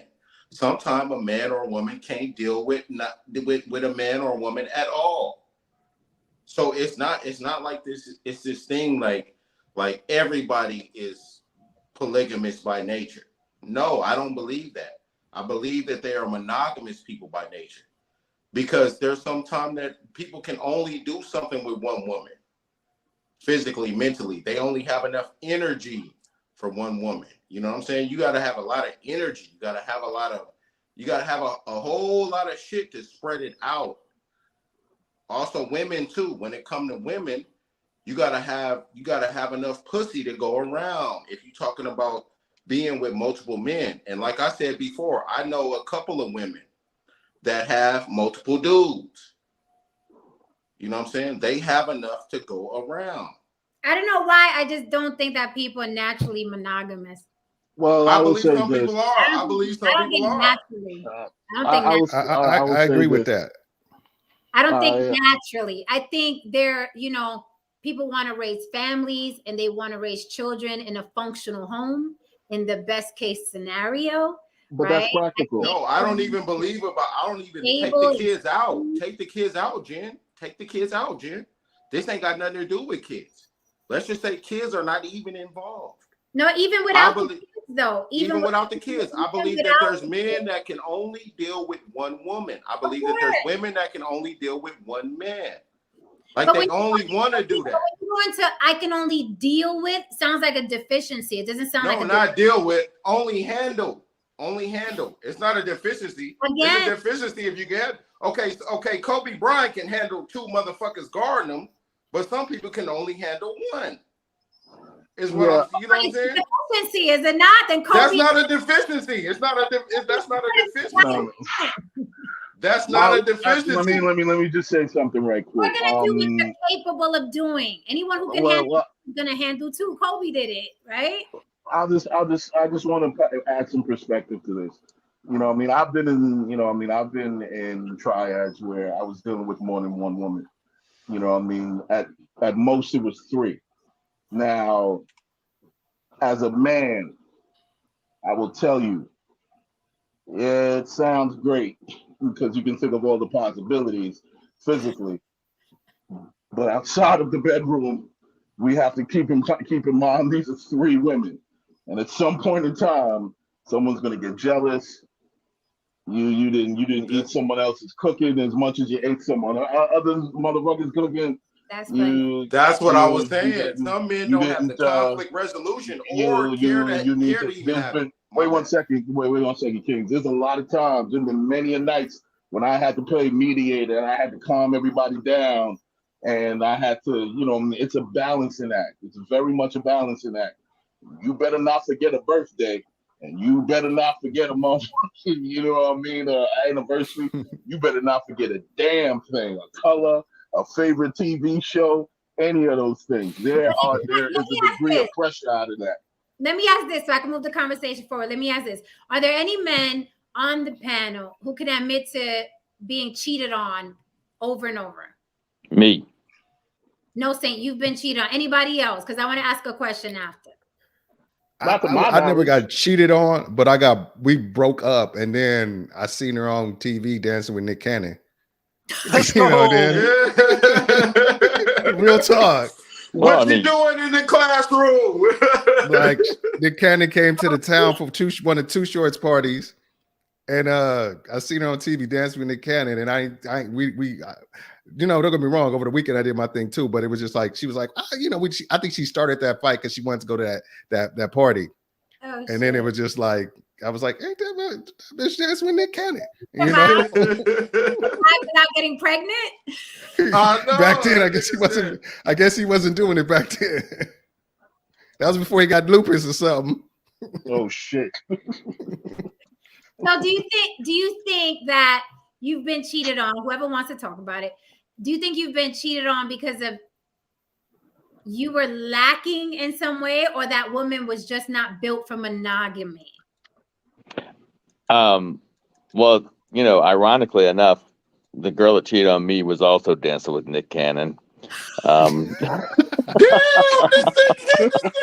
Let's go, Nick. Let's go. He's a gigolo, getting along. But no.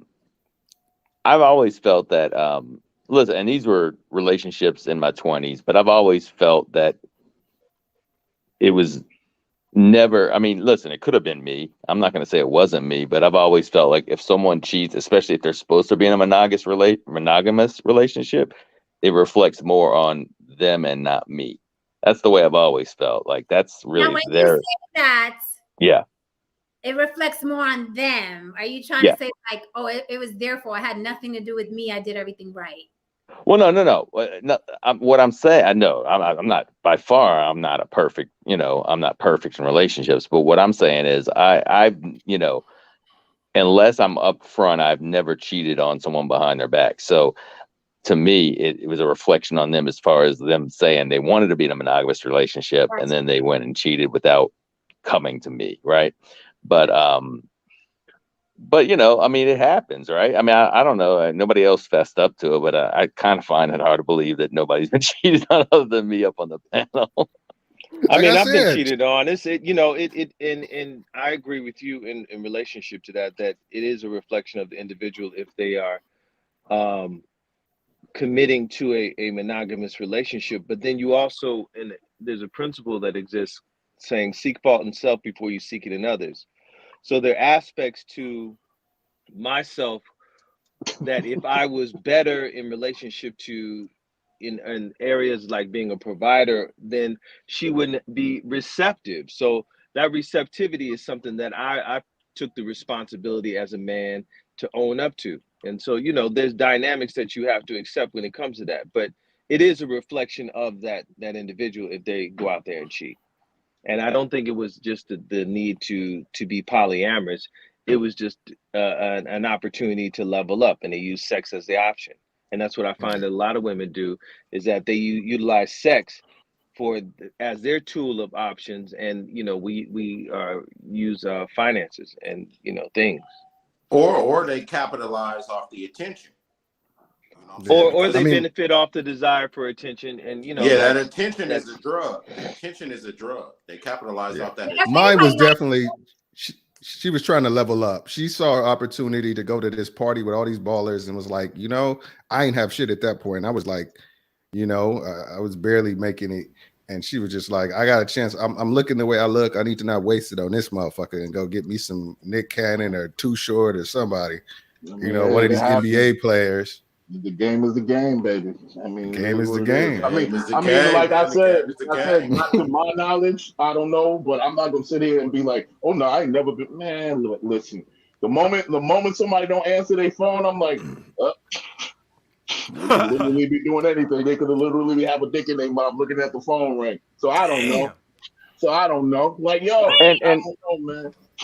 Hey, and listen, I know that hold on a second. Give me a second. No, you carry on. What did you say? I lost my thought. I lost my train of thought. How much you had to drink tonight, young brother? Done. I had nothing to drink, but he turned around and saw that Colombian wife looking at him. Right. No. That Medellin stare. I do have a question for you guys. I do have a question for you. Yeah, I said I have a question for you guys because thank you for the super chat, Nak Meezy. He said super chat building. There. So basically, like when I was like, I don't know, when I started dating, I was like 15. Like I have a poly mind naturally. I have to be honest with you. So when I started dating, I actually told my partners, I said, hey, you know, if I'm my boyfriend time, I said, listen, I really don't mind if you are with other women, and I didn't have any insecurity or anything. I said, I know that, you know, women are attractive and stuff, like girls are hot, you know, whatever. If you have sex, all I want to do is know it, so then there wouldn't be a conflict later with that person if they ever come up to me like they don't think or to be rude to me or something. I'd be like, well, I already know. And I've said that from then on all the way up, and I've never ever changed it, not once. And I don't feel the jealousy people say they feel. I just don't. I don't feel like I'm competing with anyone. I don't feel that way. You've never wavered from that understanding from the age of 15. I think realistically, I think there are some people like me because I've met them, and that made me feel so great. But I think in my mind, I don't feel like I'm competing with anyone. I think the cheating, all that is like, oh my God, I'm gonna lose them. I have to compete. If someone told you are not competing, my love for you will not change, and we are still together. If you have a sexual moment, that's sexual. That's that big part. It's just sexual. A lot of men just want to be sexual. These girls, they see big ass, they want to know what that feel like on their pelvis. At the end of the day, you want to be here. You're just having a sexual experience. Wait, Miss Polly, I want to ask you something because that was really interesting. I've never heard anyone say that they felt polyamorous at a very young age. That's like when people say, well, I knew I was gay at age 5. Yep, I was just going to say that. What made you feel that at such a young age when little girls, as I said before in the monologue, we're conditioned to think one man, one wedding, one princess, one magic night is going to come save me and I'm going to have this beautiful ring and dress. What at that age told you I don't want to do the one guy thing?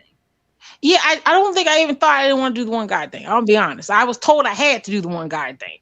I was told that. But I felt like, for me, I didn't feel that. When a girl hit on my boyfriend, I'm a compersionist, so I like to see my partners be loved, be honest. So when I saw someone loving my partner, I liked it. I enjoyed it. That made me happy. I'm like, oh, you know, they like him. And not like, oh yeah, I got the hottest man on the block. It just made me feel good. I'm like, this is a good person, and someone else sees that and they like it. Why wouldn't you like it? That's weird. Why wouldn't anyone want the same person I want? If I want them, shouldn't you want them? Because they're a good person, right? That makes sense. It just makes sense to me. If I had that, I'd be the perfect girlfriend. So hold on. So Jen, you ain't got that up in you. I don't. I want to okay. when they look at my man. If I had that, I don't know. Yeah, I mean, but if you think, but like, so what don't, if you ask anybody, the first thing they say is, why do you get worried if somebody thinks your boyfriend's hot or they're talking to them? And their thing is, they start feeling like they're competing. If your man is not going to leave you, he loves you, he ain't moving nowhere, and this girl ain't doing nothing different, maybe getting some love, some attention, but it's not changing anything from you. Why are you upset? Bless your heart, an atheist, bless. I don't get it. I don't get why. I don't understand.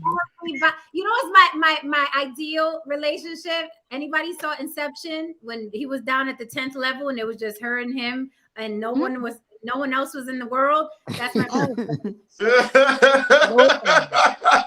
I mean, I hear what you're saying, Miss Polly, because I've had the conversations with my wife. It's like, don't get me wrong, I'm on panels with attractive women talking about fucking. I mean, of course she's got to be comfortable with some shit, but she knows me well enough to know that, you know, it's not gonna go past that. She ain't got to worry about, like, if I was to ever go to anybody's city, be like, oh, I'm gonna meet this person for a drink. She know it would never go past that, because I'm just not, you know, I realize what we built, and why would I fuck that shit up for just some pussy? Jamie, you better not come to Vegas and give me a drink.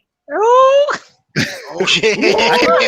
I could give you 20 drinks, and I guarantee they go happen. Come over here, Damien. See, but you're saying it. You're actually saying it. You said there right there. You said, I don't want to mess that up. But what if it didn't mess up anything? That's what I'm saying. Well, how would it mess up anything? What would it mess up? You being honest about you liking someone else, that doesn't mess anything up. But his wife isn't. She's not poly. Yeah, she's but even if you're not, if you just think, I know y'all want to keep your space. I ain't trying to say change over. What I'm saying is the idea that it doesn't bother you if you get down to it. Why is it bothering you? You know, most people are going to get down to it. If you keep breaking down the pieces of all the bullshit they're saying, it's that you have a fear that you're going to lose that person that you think is your everything. And if I take that off the plate, that I'm not going anywhere, a lot of people would be like, oh, if you're not going anywhere and you're going to still love me and we're going to be together still and still build. Hey, that's a good point. So now let's introduce the consequence. Hold on. Consequence possibly can happen. Holy shit, is that Glenn? You say it's no, this brother is. Let's go. What's up, Gleazy? You got court tomorrow? Nah, bro. I'm filming. No, so let me hop in here. Like, she asked the question, I wanted to just raise add one point. Okay, go ahead. Say you're in agreement with the guy that you're with that goes out, he does it, and you remove the consequence of saying, okay, I'm not going to leave. But what if he comes back and that woman ends up pregnant? Oh. I mean, you don't love babies? What the fuck? That's happened. That's happened. That's happened. What's gonna happen? I mean, it's gonna really. Yeah, that is happening. You gonna die? I mean, there's lots of girls out here right now with baby daddies. They got their husband or whoever, their boyfriend, and they got 3 babies on them, and they still with that man, so they still doing it. Here's the problem. This is why guys have a problem with it. Okay, and I'll explain it right here. It's not the fact that you asked, like you said, like, oh, is it because they're gonna lose the love of their life? No, it's not that. It's the fact that they don't want to be cucked. Okay, they don't want to be raising someone else's biological child under the impression that it's theirs. That's why guys don't want their women going around getting fucked around. It's not the fact that, like, they are gonna lose her because she loves him. He's gonna lose that love. No, it's the fact that they don't want to raise another man's kid under the impression that it's his kid. And you know what? 30% or 10 to 30% of guys who suspect their wife was cheating. Come to find out, they are raising kids that they were not biologically theirs. Wow. So that's the reason why. It's not has nothing to do with love or anything other than the fact that they don't want to be cut. Okay. Well, we took kids off the table. That's why we took kids off the table. Kids weren't on the table. Okay, yeah. Even if kids are off the table, okay. If kids are off the table, say it was birth control, IUDs, and condoms. So where it was like it was a low percentage of them getting pregnant at all. Would it be the same way, Brother Gleazy? So you gotta look at it like this. Now, if I am providing everything for you, right? I'm the house, the car, all that shit, food, everything, your trips, everything. One thing I'm asking from you is to provide me solely what is in your legs that no man else should touch. So why would I want to be paying for someone else to be, you could be living in my house, living off me, but then going out, giving out the thing that you're supposed to give me to someone else? Oh, hell no. What are you bringing to the table? Because the only thing that a woman can offer a guy in that sense, in that moment, in that situation, hold on. Let me finish. The only thing that they could offer if it's going to be a transactional situation, because that's what 90% of marriages end up being, is a transaction. Hey, I do this for you, you do this for me. That's what 90% of marriages are. Okay, so if it becomes a transaction and he's providing and she's supposed to be providing that, and she's providing that to someone else while he's providing for her, that would be the problem for a guy. Like, think about it. In a contract, when you look at it that way, because that's what a marriage ends up becoming. It's a contract. That's what it's all about nowadays. It's a contract. It has less to do with feelings or love or commitment. It's more about a contract. So when you look at the contract and you say, this is what the contract states, I provide this, you provide that. And if somebody breaches that contract and provided that to someone else, then they're going to be a problem, right? Okay, Brother Gleazy, I'm gonna pose this last question to you. Just for the sake of argument, just because I just want to see where we would be in the mind state. Okay. Right, and I'll rebuttal after that. Hold on, just for the sake of argument. Let's just say you Gleazy, let's just say you financially stable, you where you at. Say you link up with, and I only bring up celebrities because this is who I could bring up because this is something that everybody knows. Let's just say you link up with Ashanti. Okay. Is this after she got the sideburns done or before? Oh my god. Oh my god. Hey, you stupid. You stupid. I needed to know because I had to know how I'm going to approach the Eddie Munster child. Hey, it's before. Oh, it's before? So no, it's now. No, it's now. Hold on. It's her right now. It's her right this minute. Wait, what? It's her right this minute. It's her right this minute, Glee. Ask the question, Gonyo. Ask the question. It's her right this minute, fam. Okay, it's you and her. Okay, so she's not dependent on you financially. You're not dependent on her financially. Okay, now would that mind state change at that point? Yeah, I wouldn't be getting married. If she got money and I got money and she want to fuck around and I want to fuck around, then why better be married? We could just be friends with benefits. We could be roommates in the same house smashing when we got nobody else around. Why do you need a commitment at that point? Like, what's the point of a commitment? What's the point of getting involved in a serious entanglement when you're both willing to just do that? Just be part of that and just be fuck buddies. Okay. That's fair. I mean, what he's basically saying is and it's the same thing with polyamory. If there's going to be some sort of commitment or dynamic, there has to be certain guidelines and rules and understandings. If it's polyamory, okay, this is what this is. If it's monogamy, okay, this is what this is. If it's we're just friends with benefits, then cool. It's an open situation. You do you, I do me. We get together, we do each other, and everybody go home. You know what I mean? So whatever you agree on, just adhere to that. That's essentially what it is. Well, I think before we go forward, I do want to explore because I'm fascinated by Miss Polly. I'm sorry. You are so on the same mind as me because you say exactly what I'm thinking. Because you said, yeah, sorry. So let me, because I'm fascinated by this because I'm so. No, it's okay. Opposite. Hi, y'all. Complete. Hello. So I want to explore that. You're like, what is it that you're afraid of? What's that fear when you get mad or you get jealous? Like, I've never asked myself, what is the possessiveness? What is the fact? Is it you're afraid of losing them? With me, it's just like, it's second nature to me. It's like, don't touch my shit. I don't care if it's a soda. I don't care if it's my man. I don't care if it's my money. Don't touch my shit. Right? It's mine. I licked it. It's mine. So I've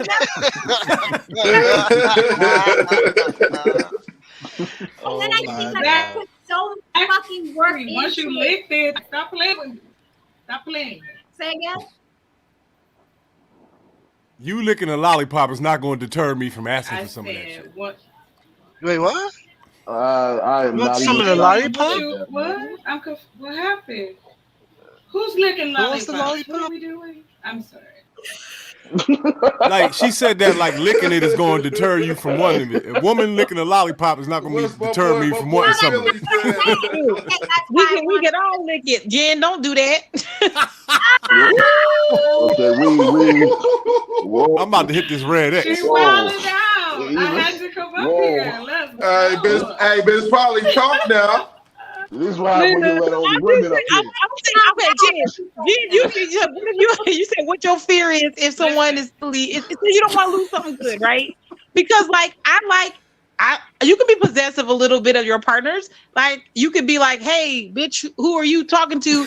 I don't really like her. You can say that and still be poly. You could just be like, hang on, I just don't like them, but I don't like that you like them. You can have that feeling. No one's telling you not to have an attachment to your partner. I'm saying, if you have that, feeling to be with someone and they go out and say, hey, I just like this other girl. She's kind of cool. We kind of vibe on this. That's not taking from you and your experience. As long as not doing that, I mean, what we missing out on? Nothing. But hold on, that's the problem right there is the mentality. Because you see here, you do a possessiveness. And that's the problem with every relationship. There's a level of possessiveness, right? You don't own nobody. Okay? Correct. You don't own nobody. Okay, well, so according guys, to you, I tell guys, you made a contract. I tell guys this. No, that's buy your wife to give you pussy. Contract does not make you own anything. Contract is a partnership. Contract means you were in business with. That doesn't mean you have ownership over anybody. Okay, Depending on what's in the contract, though. Depends on what's in the terms of the contract. Correct. And Haran, I already know your contract. You crazy. I get it. But like, here's the thing. Guys get this stuck in their head like they have this possessiveness, like she's mine. This is my woman. No, she's not yours. It's just your turn. And your turn could last either a lifetime or 5 minutes, depending on the value that she sees in you and the value that you continue to maintain or the value that you lose in her eyes. So like when you guys change their mindset and they actually adapt to that, like, and I help guys with this coaching all the time. Guys need to change that mindset and stop being so possessive because you don't own anything. You don't control her. You have no authority over her. So since you don't have any you can't regulate that. She's not yours. It's just your turn. And depending on how you play the game will determine how long she's playing with you during your turn. But see, you can't be possessive, period, in that mindset. I don't know. If I told my wife tomorrow, it's like, look, I need this to do what, she would try to rock with it, but it just would not be a comfortable situation for her because we've had this discussion before. It's just like I've not asked to bring somebody else in or whatever, but we've watched shit and we know people and been like, dang, I was like, why haven't you? Because she knew the situation I had with my previous wife and she was like, why wouldn't you want that back? I was like, and I think she was afraid that it would just like, it's like I'd want it back. Like, oh my God, now we need to do it all the time because it was, and she's not, she's like open, but she's not bisexual. So she was testing you. Yeah. But she was testing like you. The first wife was bisexual and she said she needed that to that part of, she did not want to ignore that part of her sexuality, and she needed that to be completely sexually fulfilled. And who am I to deny that? You know, so I think her worry is that if we started something like that, that I would be like, oh, let's do it next week. Let's do it. What you call it? Oh, I remember when it, because don't get me wrong, it can be amazing or it can be shit. You know, I've had both experiences where it's been amazing and it's been shit. You know, so it's just one of those things where. So Dave, hold on. Do you think she would be down? Okay. Do you think she would be down for a situation like Tiana Taylor and her husband had? Like if I was going and she didn't know nothing about it? No. What they do is they'll go to Brazil, like to a bitch that can't speak no English, that can't do nothing, that can't. I'm serious. Look it up. I hear you. They'll go up there to a bitch that can't speak no English. You ain't got no ties to her. And then boom, you go ahead and bust her down, and then that's it. And then if it ever was to happen, we've jokingly said if it ever was to happen, it's probably going to be in another country or in Vegas. Some bad chick we pay, do what we do, and then she bounces. Okay, yeah, that's just what I just said. Yeah, that's what Tiana Taylor and Iman Shumpert be doing. Yeah, that's what they be doing. If it ever was happening to be that. That's what protects them, so that I guess that they don't feel like they can have a motherfucking number up in there or whatever. Nope. I wanted to hear from Chocolate Earth. Chocolate Earth, are you still with us? She left, I think, for a second. Okay. Yes, I'm still here. Can you guys hear me okay? Yes, I am. What you got to add? Yay, great. How are you today?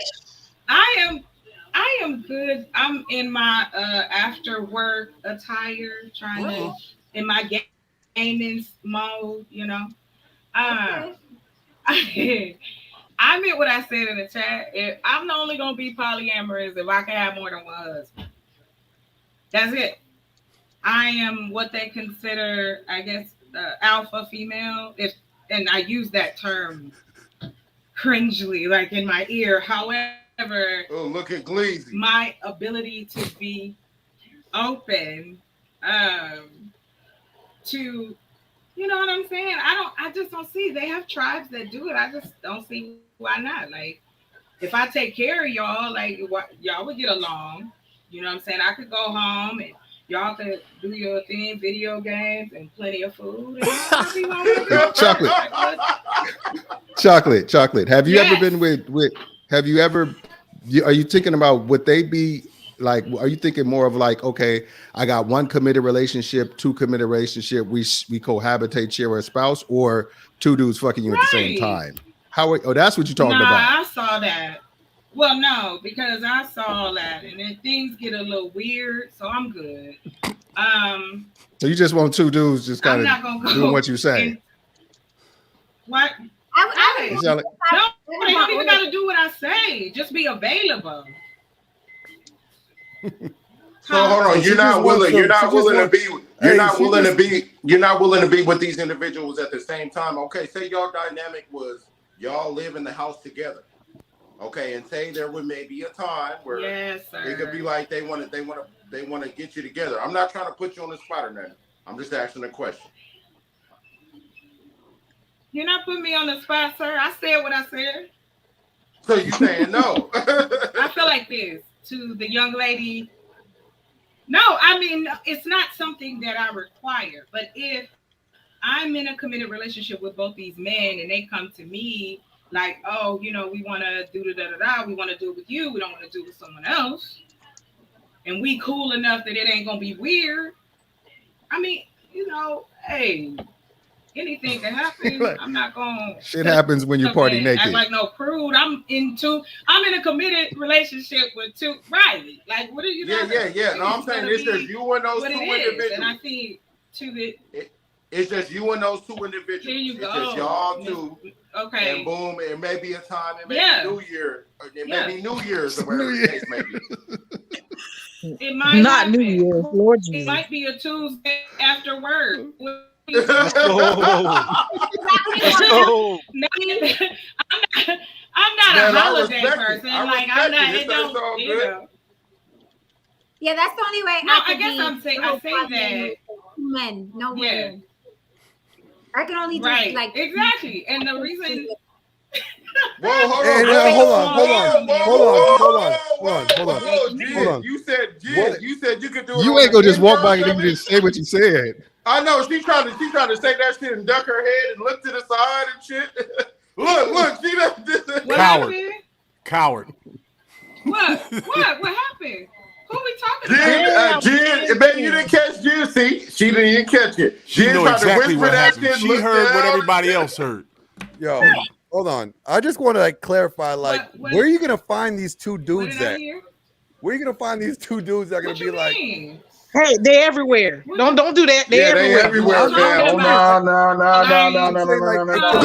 Gleazy, brother. They everywhere, brother. Don't do that. Hold on. To I answer your question, my number. Never underestimate an out of work motherfucker. Never underestimate two out of work motherfuckers. Okay? In the inbox. They're in the inbox. That's where they in the inbox. I'm just curious because I don't know. Hold up. Y'all know y'all letting Jen off the hook. I'm letting them.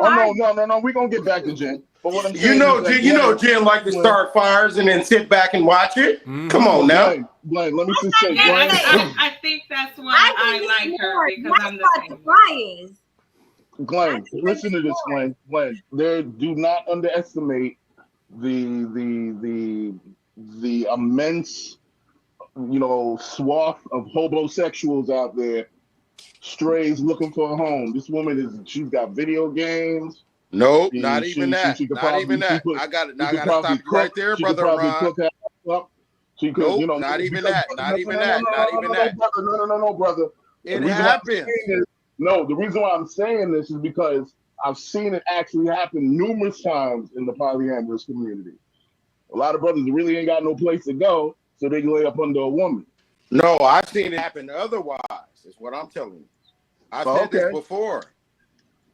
this before. I've seen it the other way around, and it wasn't all that. You would be surprised.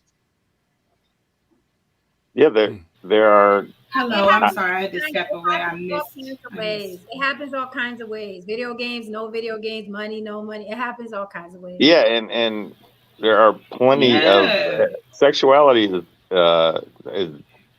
comes in all different types, and I'm sure there are plenty of like she's saying she's an alpha. I'm sure there's plenty of men that are more submissive that like that lifestyle. There she goes. Hey, don't do that. Oh, yeah, they are. They can be. That is quite They can fun, be.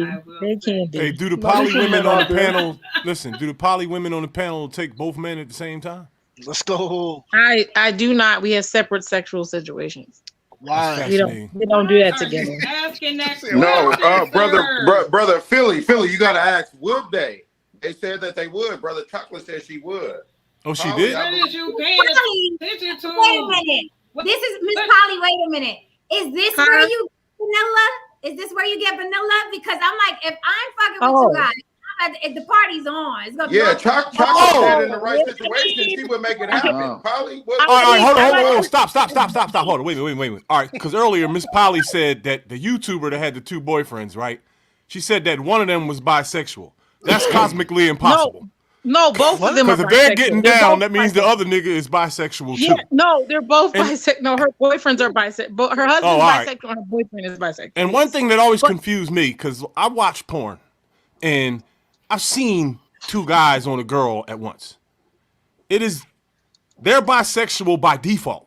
You understand what I'm saying? Two naked men that close to each other, and in order to get the job done, your thigh got to be on the other guy's stuff. It's crazy.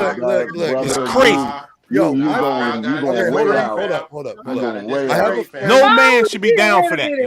No straight man is down for that. Check this out. How can you be straight and do that? So it's I have a friend named Sterling Cooper. If a man decides to have two women, Sterling Cooper is my buddy. Okay, what's the difference? That's the man. Hold on, let me ask all the men on the thing. All the men on the panel. All the men on the panel. Have you ever had sex with one woman with two of your guys, one or more of your guys? Hell times no. What the fuck? I haven't done that with one of my friends, but exactly, not my friend. Not my friends, but like I've been in a situation where I was the bull and took care of somebody's wife for them. Whoa! I love this. I did that in public. This is my favorite show right here. Oh my goodness. One mic. They lying. I know Dame lying. You can see Dame showing his teeth. You know Dame lying. He's showing his teeth and everything. Like, yeah, you know, I ain't do nothing. No. Hold the fuck on. Now it's becoming a fucking cafeteria. One mic, please, so we can hear everybody. Miss Polly wanted to ask a question. Miss Polly, what were you saying? I'm sorry. Okay, so one of my partners is here with me, like you know. So he was going to answer the question because he wanted to. So I said, if y'all want to hear him answer it, I will give him the. Hell yeah. Okay. All right. So this is Esmond. So go ahead. There you go. I was just saying, if both of y'all are having sex with that one woman and that nigga end up rubbing your back, helping you pump her, that's what I'm talking about. That's some bisexual shit. I don't need your help. I just need you. This is not a team sport. Exactly correct. It's not a team sport. Don't touch me. Don't touch me. Just get the job done. It's a bisexual, it's a bisexual affair whether you touch him or not. Look, man, look. It is so. I never did that, but that I will admit to something right now. Like, look. Come on, Ron. I'll admit to something right now. I'll admit to something right now. All right. I was with another dude when we was with a chick, and I had the back. He had the front. We did not make eye contact. We concentrated on the woman. Exactly. I had my hand on the hip. That is so high risk. Wait a minute, y'all. Doing what he did. Wait a minute, y'all. Do y'all see how high risk that is? What if the nigga? What if the girl is real? What if the girl is real good and the other nigga lets go too early and you in the way and all of a sudden you need a washcloth or something? What the kind of you making it way too complicated. You was watching pornos, fam. Yo, that shit is crazy. I don't understand that. I don't get it. Maybe I'm old. I don't know. This is hilarious. I'm just I have a question because there's a lot of men who have said, I've heard, I'm not saying I've participated, but I've heard a lot of men say they have. I muted mics. I don't need any hype people. Okay. You know, in hip hop, when the rapper's performing on stage, right? And he's like, yeah, I went to school. And then the guy's like, yeah, he went to school. We don't need any hype people. Let everybody get their point out because it's sounding crazy up here. Then we can't hear shit. I know you want to talk and agree, but let everybody fucking get their point out. You know, it was rough last night. I want to hear what everybody's saying, but we don't need no hype people. You ain't got to hold nobody's nuts. We talking about that right now, right? Y'all wouldn't rub a guy's back. Y'all rubbing guys' backs right now. I ain't rubbing shit. Y'all rubbing back. Let motherfuckers talk. Jesus Christ. Y'all are holding nuts and rubbing backs. Okay, you're making this sound like a real bad gay porno that I'm about to bounce. Okay, keep this up. Lord Almighty, let these men talk one at a time. As Polly, you were talking. I'm so sorry. Okay, I apologize. I got a little excited myself. It's funny. No, I will definitely say I haven't like the weirdest, like I said, the weirdest experience because I date monogamous. These guys don't want to touch each other. They don't want to look at each other. They don't want to know about each other at first. The ones I've been with the longest, these two, they obviously we've grown to kind of know each other in a more troubled situation, but it's not. So I got a question real quick. I got a question, Miss Polly. I got a question. So, like you said, you're an alpha female, right? No, I did not say such a thing. I'm very smart. I was just wondering. I'm sorry, that was me. That's you? Okay. Do you do the guys like Leo does the girls, like Leonardo DiCaprio? Like, do you age them out? Like, when they hit a certain age, you dismiss them? Like, or do you stay committed? Yeah, because men after 35, y'all ran through, so I can't. Whoa! No. One of my partners older than me was younger than me. That's BS. I'm 53 and I blow your back. I'm teasing. I just didn't know in that situation when you're being the alpha lady, you know, when you're the alpha lady, you running shit. So I didn't know if after a certain time or a certain age, if they start falling off and not looking as fresh as you want them, do you just kick them out? Let me explain. No. Okay, go ahead. She explained. No, go ahead, sweetheart. I can wait my turn. No, I was just saying no, there's no aging out. You know, that's not how we roll here. We're aging out nobody. There's plenty of 50-year-olds who will, you know, F you up. Let's be real nice about it because they know what they're doing and hopefully they don't do weird shit. Other than that, I mean, it's fair game. I date around my same age. But I mean, I have dated someone younger and like a lot younger than me, like in the 20s. And I mean, he was, you know, obviously he wanted to go like Jack Rabbit. That's how it is. But that didn't really like change anything as long as there was more than sex, you know. We try to keep it off sex. But yeah. Yeah, I was just wondering about that specific dynamic where she said she gonna pay for them, she gonna take care of them. I just didn't know if they turned a certain age, she's like, okay, you know what, you're grown, you got to get out the house now. You're talking. I would do that. I think you were talking about me. Yeah, that's what I meant. My bad. My bad.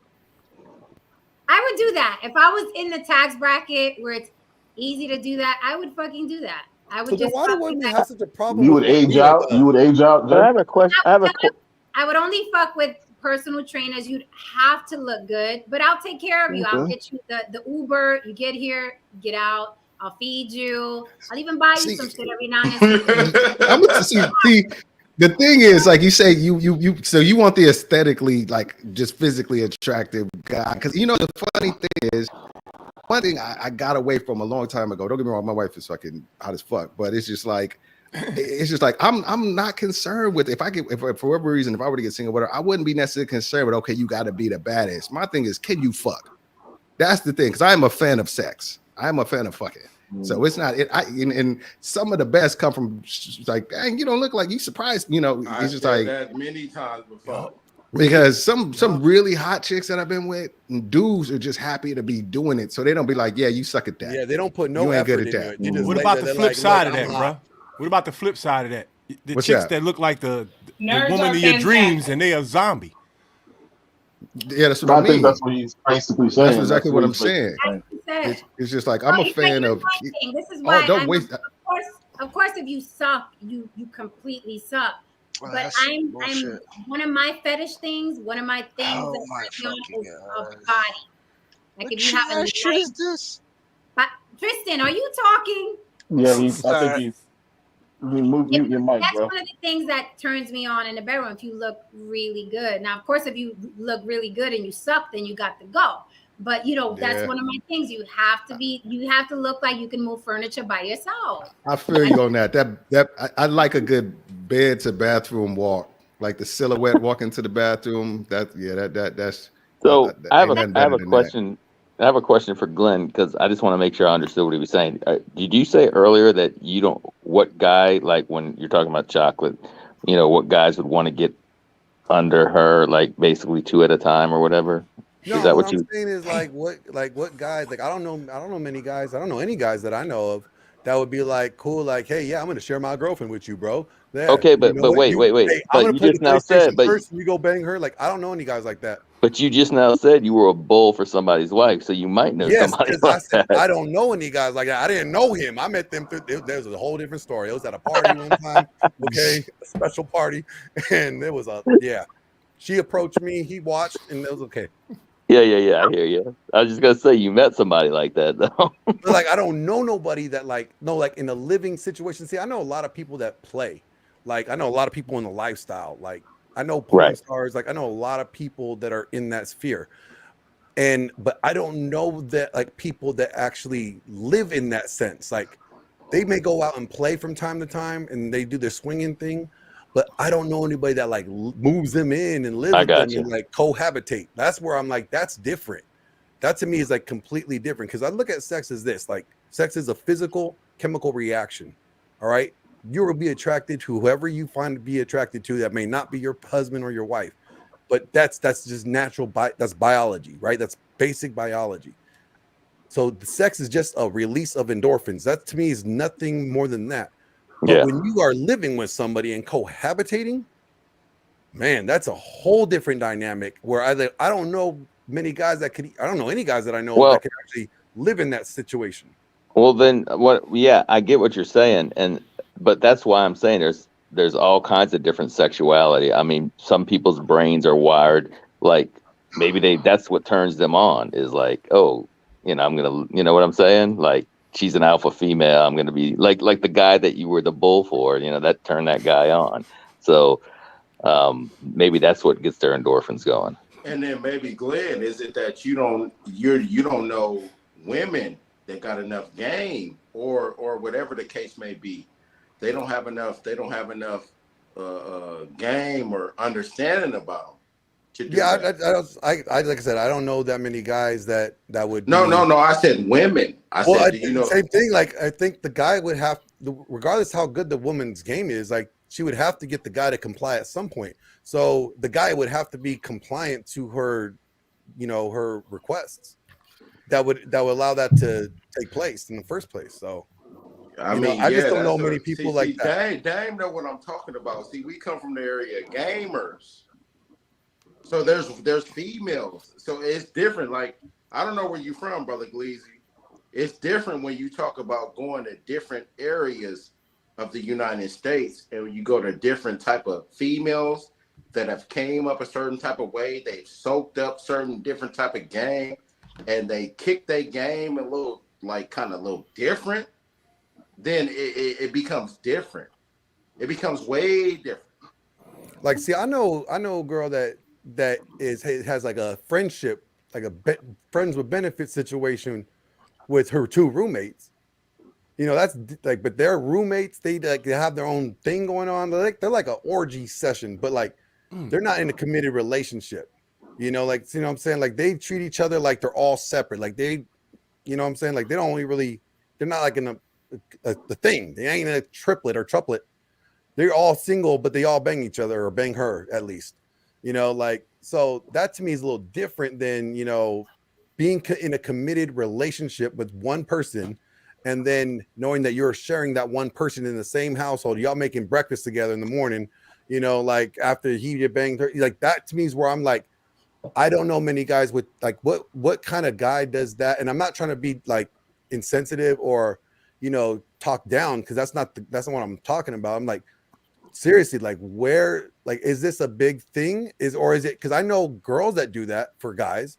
I mean, I know plenty of guys that have a harem that, have women, 2-3 women living with them, with their wife. Like I understand that, but I just don't understand the guy part doing it. That to me is like off. Like I'm just new to that. Oh, I get you. I'll tell you what I did. Cause when I started talking about being poly and putting it out there all the way, one of the things is like I really wanted a real connection with someone other than it being in that traditional modern way of traditional form of like me feeling like I was being bought or I was in a contract of a relationship. So what I did was even for the people I with, I just removed those big things like money. Like I don't let anybody really buy me anything unless it's like something maybe like your love language. Like I took away money, I took away a lot of things. So then I want to know you're here because you want to be here, because you want to be with me. You enjoy my presence. You enjoy being with me, building with me. I want you to want to be here. And at any point, if I feel like you need me here or you're just trying to hold me here because you don't want anybody else to have me, those aren't things that I want from you. And I took that away from a lot of my partners when I started talking to them. And they really didn't know. It's like it's confusing for them. So I think my emotional connection that I want with someone, once I take all those things away, is become stronger because I know no matter what happens, I don't think it, I know no matter what happens, they will be here with me. And for me, that's a big step. And for the men who are with me in this situation, we haven't got to that point where we're all living together. But if we were ever to get to that place, it would be more of a no gender role kind of situation. It's just like, what are you good at? What do you like to do? How can you help us in our house if we're just doing something together? Our plans are building. it's not really like a gender role situation. It's more like, hey, I'm good with the kids. Shoot, I'll stay here 3 days a week. Okay, whatever. Hey, I really enjoy being a homemaker. I really like cooking. Let me do that for y'all because I want y'all to be happy. I'm doing something that makes me happy that I can do for you. It's different. It's different here. Like, I didn't really like being a homemaker, and I'll be honest, I'm still not really like the biggest on that. But I know my partners are traditional, and their women went all the way out running bath water and shit. I'm competing with those kind of women in their minds from being monogamous. So now, you know what I did? I said, you know what? These men are here with me. I love them. I want them to be happy. Shoot, let me make a steak. I make these men ribeyes and Alfredo and shrimp, and I'm out here. Whatever you need, what you want, I'm gonna get to you because I know that's something that's special to you because that shows you love when you were monogamous. It's different now, but I want you to know that I am going to show you that kind of love, so I can step out of that and still feel good about it. So these are the mental place is different. I think that's what's different. Let me ask a question. Do you think it's a mistake if you're in a quote unquote monogamous relationship? Do you think it's a mistake to stay with a person that cheated? Or if you cheated yourself, do you think it's a mistake to continue with this relationship that now in a way is a lie, in my opinion? Because when you first got to the relationship, it was supposed to be a commitment, you and that other person. Once someone cheats, of course, it changes the dynamic of the relationship. Even when you stay together, now you're dealing with a whole new person. You're dealing with someone who was betrayed. You're no longer dealing with the person that you began with. You're dealing with someone who was betrayed now. That's a whole different human being. Do you think it's a mistake to stay with that person? Shouldn't those people just part ways and go discover what it is they really want? Since they I would say this. I would say it's all on that individual. Now, of course, we know that 9 out of 10 times things will never be the same. But if you choose, whether it be the woman that cheated, whether it be the man that cheated, if you choose to stay involved, then that's a decision that you make. And I don't believe that that's the end of it. I believe that this is the whole one of the cruxes of the argument that we're making is some people can't make it. Some people are not going to make it. Some people, some women and some men. If you cheat on me, it's done. That's it. It's a wrap. It's over. Some people, if you cheat on me, we can try to fake it till we make it, but then sooner or later, it's a wrap and it's over.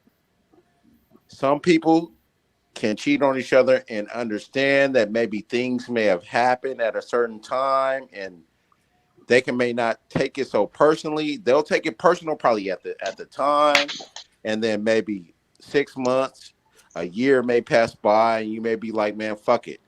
This is my motherfucker. So whatever the case had happened at that time, then I'm ready to move forward with that individual.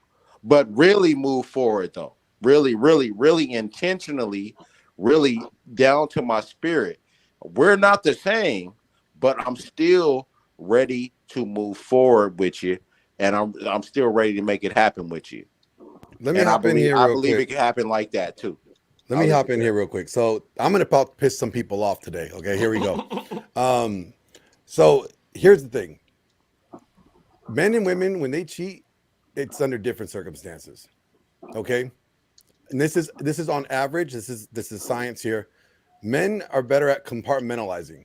So there's a lot of times where guys have cheated on their wives or their women, and they actually truly love that woman. They had this sexual experience elsewhere, right? And it is a one-off. It doesn't mean anything to him other than it was just a physical interaction. Unfortunately, statistically speaking, when a woman cheats on her husband or her boyfriend, she is already disconnected from him emotionally, because women, when they have sex, you guys are vulnerable. You guys are receptacle to get pregnant. Okay, like guys can't get pregnant, but women can. So when a woman actually steps out of the marriage or a relationship, she's actually risking way more than a guy does. So mentally, she's already conditioned herself to be like, look, if I'm going to cheat on him, I know what the risk is if I get caught. Is him gonna leave me, or he could leave me? That still is a better option right now. Like me risking that is still a better option than losing this opportunity to fuck this guy. So that means something different. Okay, because it's deeper. Because a guy could do it, and it's not saying it's not wrong or not less wrong. It's still wrong. I'm saying, but when he does it, it doesn't mean he's detached from his wife and doesn't want to be with her. But when a woman does it, typically, on average, that means she's emotionally disconnected and from him. That means that she's already done with him. She already moved on mentally. She already made that decision. So when it comes to the cheating aspect, if you're talking about just the sex element, I don't really care about that. That to me is not cheating. Cheating is not letting me know that the game is changing, that we're playing by two different sets of rules. That's cheating. Okay, if you were going to decide to go and do your thing, you better give me a notice ahead of time so I could go do my thing, and that we're all playing on the same field. Cheating is being dishonest and not letting me know that the game is changing and we're playing by different rules. So that's how I look at it. Ooh, the topic is your significant other secretly polyamorous. But when I started this stream in particular, I was talking about that love shit and how men, you called it compartmentalized. But I don't think that men realize what they're talking about is not love at all. I don't believe that. I don't believe in that I love my wife or I love my husband, but I'm just gonna go get some ass real quick and come back. I think it's familiarity. I think you're comfortable with that person. I think that person works for you in your day ins and day outs, and they're a great partner. But it's not love, because love is simply, I'm not gonna hurt you, I'm not gonna betray you, I'm not gonna lie to you. So if you feel like you have to get sex, wait, but this is why I said the topic is your significant other secretly polyamorous. If you wanted to get more ass, then you're not monogamous. You can't cover that up by saying, but I love her though. Here's the thing. Jen, has anybody that said they loved you hurt you? Of course. Have you hurt anybody that you said you loved? Yes, but I've okay, never... so then you can hurt people that you say you love. You can do something against people that you say you love, and you still love them. Yeah, but it's different. It's different. Like, it's not different. It's the same principle. No, it's not, because it's like, okay, let's say I love my child and I forget, I never would, but I forget a birthday, or I forget a ceremony, or I forget to return a call. That's probably going to hurt her because she was waiting on it, but that took no planning. Cheating takes planning. When you wake up in the morning, I mean, women, we shave down, we do the matching lingerie, men throw on the cologne, they go work out some more. There's planning that goes into cheating. Hey, Jen, can I ask you something? So that's different. I want to ask you something. That's why I said it differentiates. But though, this is where different levels. This is where it's can like, you bounce back from it? Can you bounce back from it, or can you not? Look, this is where what let's break down cheating. What is cheating? Okay, cheating is somebody choosing to mislead you, allow you to think that they're playing by the same set of rules that you are playing by. And then you finding out that they're playing by a whole different set of rules, and you feel what? Misled, you feel lied to, you feel deceived, and that deception is what breaks the trust. And what makes you feel that you can't trust this individual. So if you remove the actual physical element out of it and you look at what it is at the core, it's like you are being lied to.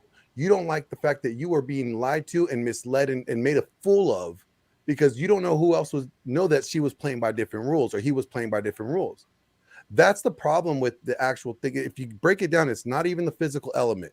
The physical element is part of it, but not even the biggest part. The biggest part is the deception, that that person was willfully choosing to deceive you. So the way I look at cheating, period, like if you lie to me, for real, if you mislead me, shit, that's cheating. If you withhold information that I should be pertinent to, and before I make a decision, you're cheating me. You're cheating me out of the information that I should have. So it goes way further. If you look at it, it goes way past just the physical. But I agree with everything you just said. I agree with everything you just said. But when you asked me the question, the only thing I disagree with it, you said, have you ever loved someone and hurt them? Planning, plotting, manipulating, and lying that leads to hurt is different than, oh, I forgot your birthday, my bad, I was busy, I meant to call you back. I have never planned to hurt someone. Have you ever intentionally ignored someone that was you loved that was calling you, or No, that you love? I would never plan to hurt or deceive someone. Have you ever ignored someone that you loved when they were calling you because you were upset with them? Yeah, but you didn't plan it. You didn't plan that. You didn't plan that ignoring. You didn't plan that ignoring. Like it's a difference. It's a difference. No, wait a minute. No. We're talking about two different. Planning. Stop, Glenn. No. Here's the difference. Here's the difference. If I get into a situation with somebody and I'm armed and things go left and I happen to, kill this person in that particular moment, that, yes, I'll be facing some charges, but there's a whole different set of charges if I actually know the guy, I'm planning to get this guy, there's a motive behind this situation, I plan this shit out for like 2 or 3 weeks. Yeah, there's a whole set of different charges involved in that. So, it's a difference between, Glenn, you saying like, let's keep it real. 9 times out of 10 as men, we don't trip over a piece of gum and fall into some vagina. Let's just call it what it is. You know what I mean? Dude, that happens to me like every other day. Like it's like a banana peel. I step on it, I slip in, and then it just, I don't know. Anyway, we look at something, we weigh the pros and cons, blah, blah, blah. We do what we do as men. We say, okay, am I going to do it? If I get caught, can I deal with the consequences? Blah, blah, blah. We play the whole game in our head. You know what I mean? So there's a plan attached to that. You know what I mean? But at some point in time, we could have backed out on that plan. I believe that's the whole thing. Let me rephrase. If you truly love someone, you do not plan and plot to hurt them. Cheating is planning and plotting to hurt somebody, manipulating. And I don't believe that someone with a straight face can say, but I love my wife, but I love my husband, because you planned and plotted and manipulated and lied and shaved your balls to go and cheat. Wait, the only people do that when I they think cheat? what you're saying is like people who let each other, wouldn't plot and plan to do something hurtful. But I think a lot of men, what they do is they have a desire to do things, and they know the consequence of telling women that, hey, I am attracted to other people. Sometimes, not everyone.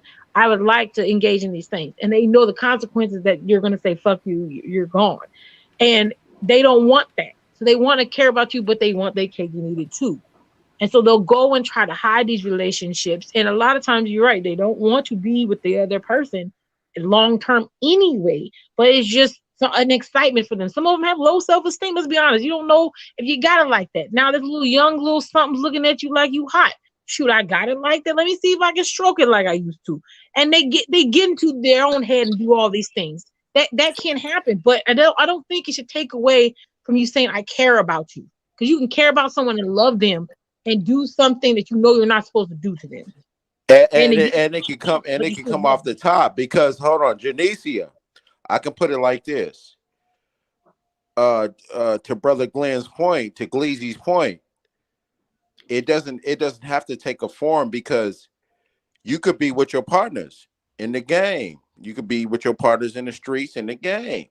You don't your partner may not plan on snitching on you or telling on you. It doesn't have to be from a lack of love or a lack of this or a lack of that. It could be just a situation where they tell you, hey, individual, I'll give you 5 years, man. You give me some information on Dame, I'll give you 5 years. If you don't, you could stand the possibility of giving 100 years. And then if he goes ahead and takes that deal, that doesn't necessarily mean that does mean that he doesn't love you, but that was a spur of the moment thing. No, you see what I'm saying? No, hold on.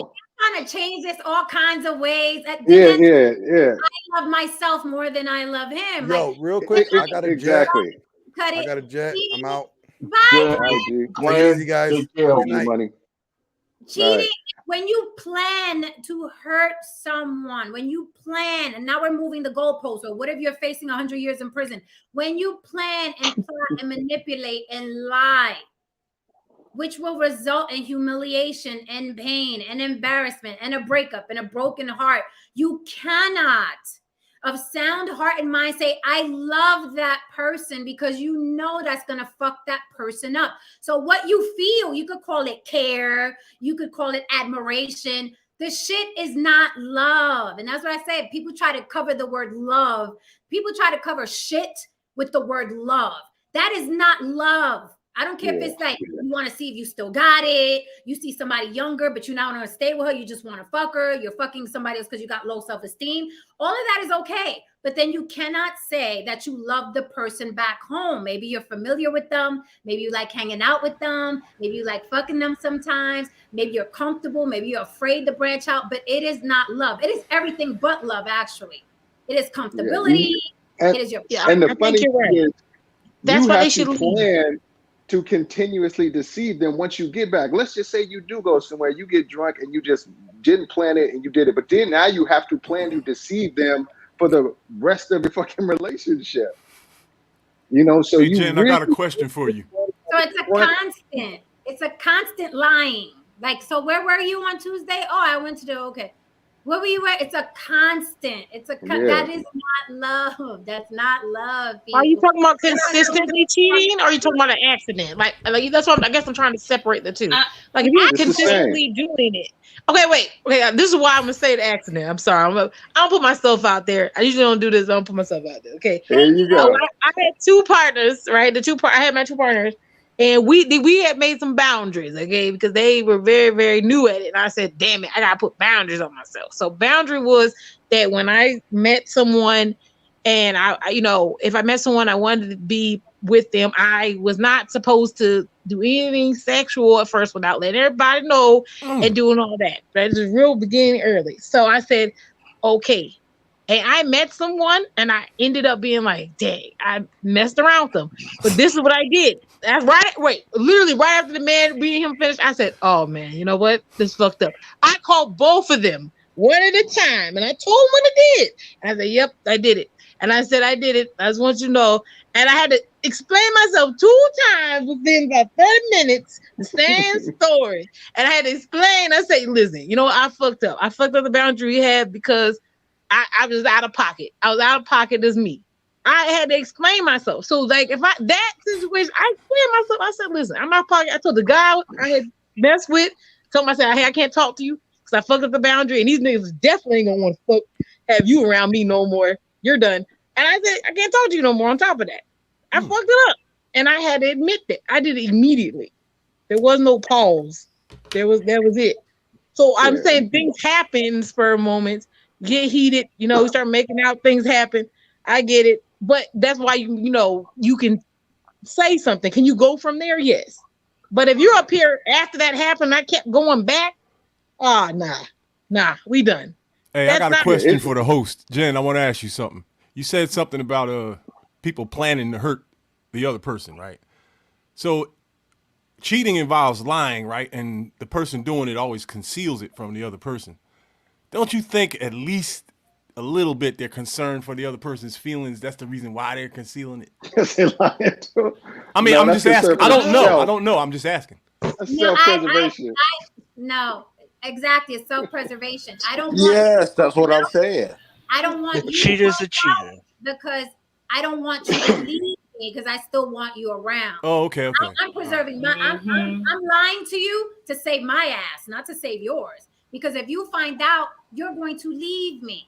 So I'm trying to save my ass. That's why I don't want you to find out. Because the moment you find out, you're going to be like, I'm done. So essentially, you don't think it can go both ways, you're saving both parties. Hold up. You're saving yourself and you're saving both parties. I'm saving me. If I was saving both parties, I wouldn't have cheated. I would have looked them in his face and said, you know what?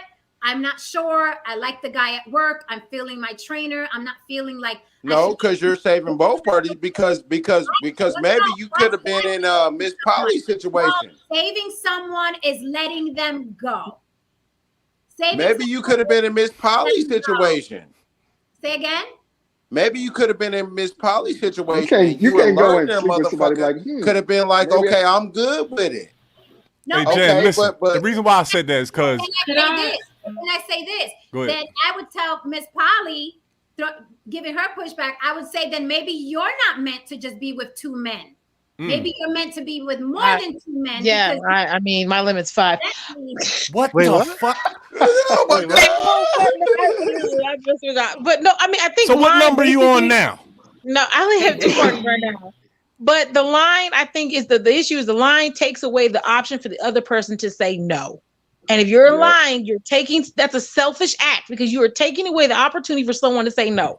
And that's what I didn't do when it happened to me. I went to my partner, and I'm not gonna lie to you, when that happened, I was like, oh, I just fucked this whole poly shit up. And I said, watch these niggas be like, fuck you, bitch, I'm gonna choke you out. And they did not. But that gave them the option to say no because you didn't follow the rules. And look at what you did. And it made me self-reflect. And I had to say, hey, listen, I got to make a little bit more boundaries. Okay, I got to be like, hey, gentlemen, if you want to talk to me, this is what it is. Blah, blah, blah, blah, blah. And it made me self-reflect. But we worked through that. Listen, y'all, I'm a barber, and I've heard thousands of men spill out their guts about, how they fucked their marriage up or their relationship or whatever. And it doesn't sound like greed all the time. Sometimes it actually does sound like the guy is worried about his chick finding out because he doesn't want to lose her or hurt her. It does really sound like that sometimes. I don't know what it is most of the time, but that's why I asked you the question, Jen, if you ever seen it. I don't understand. I gotta ask a question, man.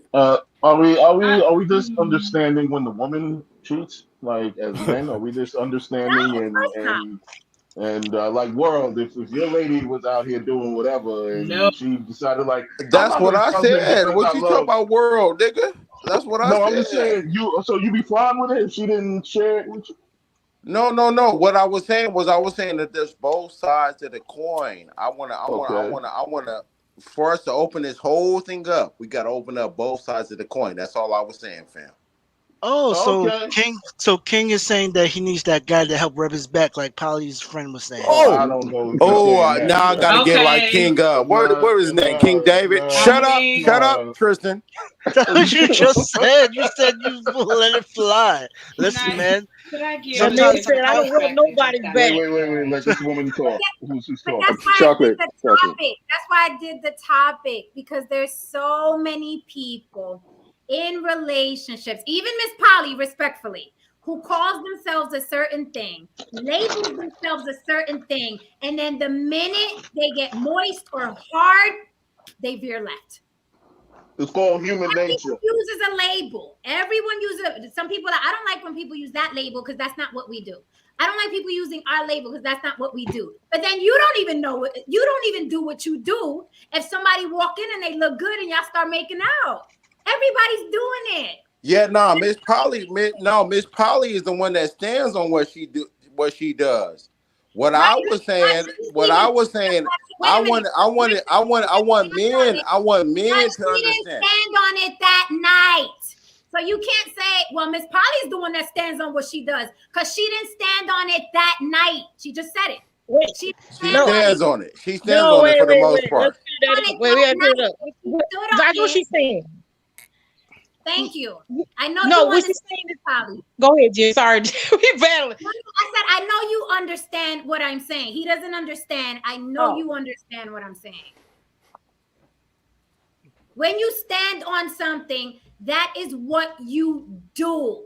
You don't veer left. You don't get hot and horny and say, I'm gonna sleep with this guy and fuck, now I gotta explain it to my 2 guys back home. When you stand on something, and that's what I'm talking about. Like, people are very obnoxious. They talk and act in a way that they're not built for. It just sounds good to say, oh, I could be with one man. I could be with one woman. I could do these marriage vows. I could be with you forever. People are delusional. They're usually not as good as they think they are. They're not built for it. And I'm talking about all sorts. I'm not just talking about marriages. I'm talking about polyamory. I'm talking about people don't stand on it. People don't stand on it. Hey. I what you're saying. Miss Polly stand on her square. No, okay, no. What you're saying? No, what she's saying is no, because I have boundaries because I'm with monogamous people. I had to move things around. So she's not attacking it. What she's saying is that even in the moment, like I said, I have my own moment. I'm poly, but I'm dating some people in a different place, right? So I still have to modify my mind to incorporate what maybe they don't like. You know what I'm saying? They might not like me to kiss somebody on the first day I meet them. That may not be something they want. That's cheating to them. If I was doing any of those things, that's not there. So me breaking the boundary that we've made, it's still me breaking the boundary. And that's when you're saying, should you be able to look past that? I mean, if there's a conversation, hey, you know, I'm not used to this boundary. I fucked up and I'm coming to you. That's the difference, I think, between anyone else saying, hey, you know, I fucked up. I want you to know immediately so you can make the choice if you still want to try to work this out. And then I'm going to consciously make a choice not to continue that behavior. That's never happened to me again. But in the same place, there are people out here saying, oh, I'm monogamous, and they're running the streets and they're having side bitches. You can't say that. You don't have a human nature to think that someone else is interesting, someone else is beautiful, that you're never going to have a thought or try to act on. But if you do, you got to rethink some things and give other people the option to say, I don't like what you did and I don't want to fuck with you no more. Oh, wow. Yeah, listen, that's called fucking bars, nigga. You know nothing about that. I think what happens is point. When you stand on something, you stand on it. Period. And it's not when it's easy. I think cats think that, oh, okay, I have no desire. I have a desire to have a lot of women, but I just realized that desire is to my detriment. It's just like one of those things where right now I am getting the platinum package of my wife. Why would I want to downgrade to some bullshit silver package? You know, because even if she stay, I'm not gonna get the same thing. My kids ain't gonna see us interacting the same way like we do. She ain't gonna want me to smack her ass in the middle of the living room and you know all this. That's gonna be different. So and then I wouldn't want to stay in that situation, and then I gotta go and try to find and build what it took me fucking 18 years to build. Fuck that shit. So world, that's an example of standing on something. He can have all the desire in the world, but he's standing on that commitment. Because me too, and Miss Polly. me too, and Miss Polly. Because see, I want to hold on. Listen, I want to do a whole lot of shit that I cannot do you because never cheated I don't. On your wife, world. Because I don't stand on you that never no more. On your wife, world. What happened? Yeah, you heard me. I didn't hear you. Clearly. You heard me clearly. I didn't hear you, fam. I didn't hear you. What you said? You never cheated on your wife before? No, I haven't. How long y'all been married? We've been together for 10 years. And you never cheated on her? No, I haven't. Okay. I don't have these problems because I tell people I ain't shit from the beginning. Damn. So when you live up to it, that's exactly what it is, baby. I mean that though, but I want to do a lot of things though. I haven't did a lot of things that I could do and that I want to do. I'm really out in the street type of nigga. But does that mean that I want to go out there and get out there in the streets and do all the things that I want to do? No. I can't do that. The way my life is set up, I'm 39. I can't be an individual that can get out here right now. I can't because I know what comes with what I do. When I do what I do, I know what's gonna come with it. That's gonna mean jail sentence. I can't handle a 10-year sentence right now. Nigga, I caught a DUI a couple of years ago.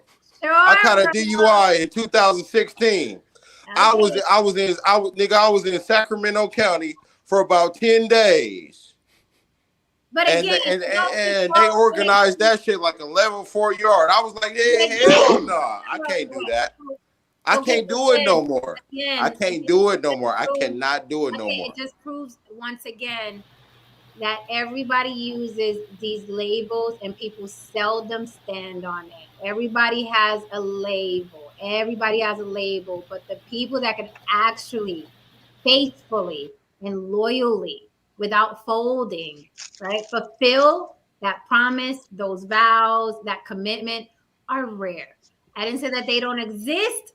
I said they are very, very rare. Most motherfuckers are weak as shit. like baby shit, soft as baby shit. They don't take in a fat ass or a big dick print or a big chest or some money or some wine or some dim lights, and they fucking something else. They hitting something else. It don't take much. Like I'm telling you, it don't take much for people to fold. And the people that can stand on what they say are rare. They exist, but they're rare. They're rare.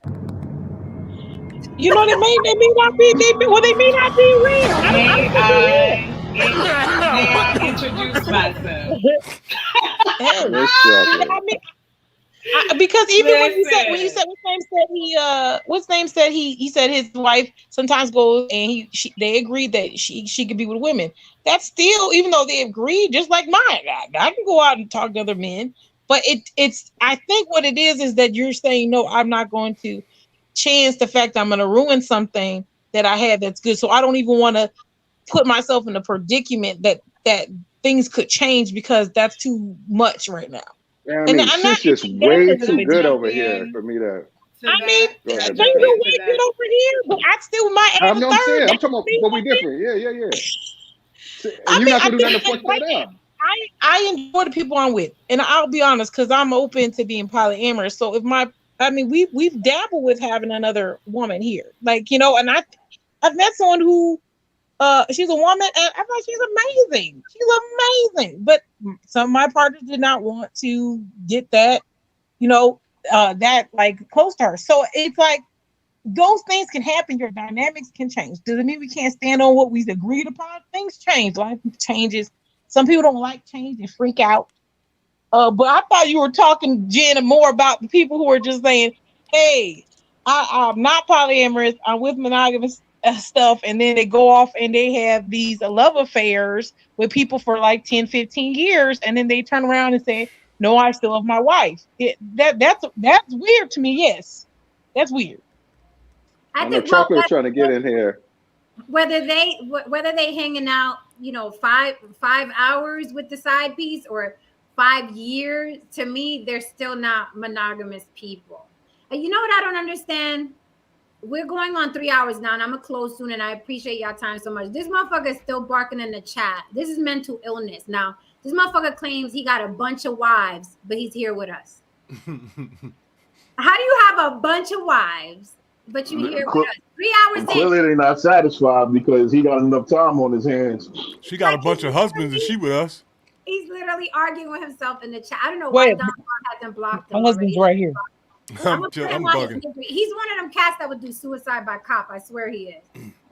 Okay, he's gone. I mean, he's like a gnat. He's a fucking gnat. Now you can watch me, but you can't comment. Weirdo. Chocolate Earth, what did you want to say? I know you've been trying to get in here for the longest.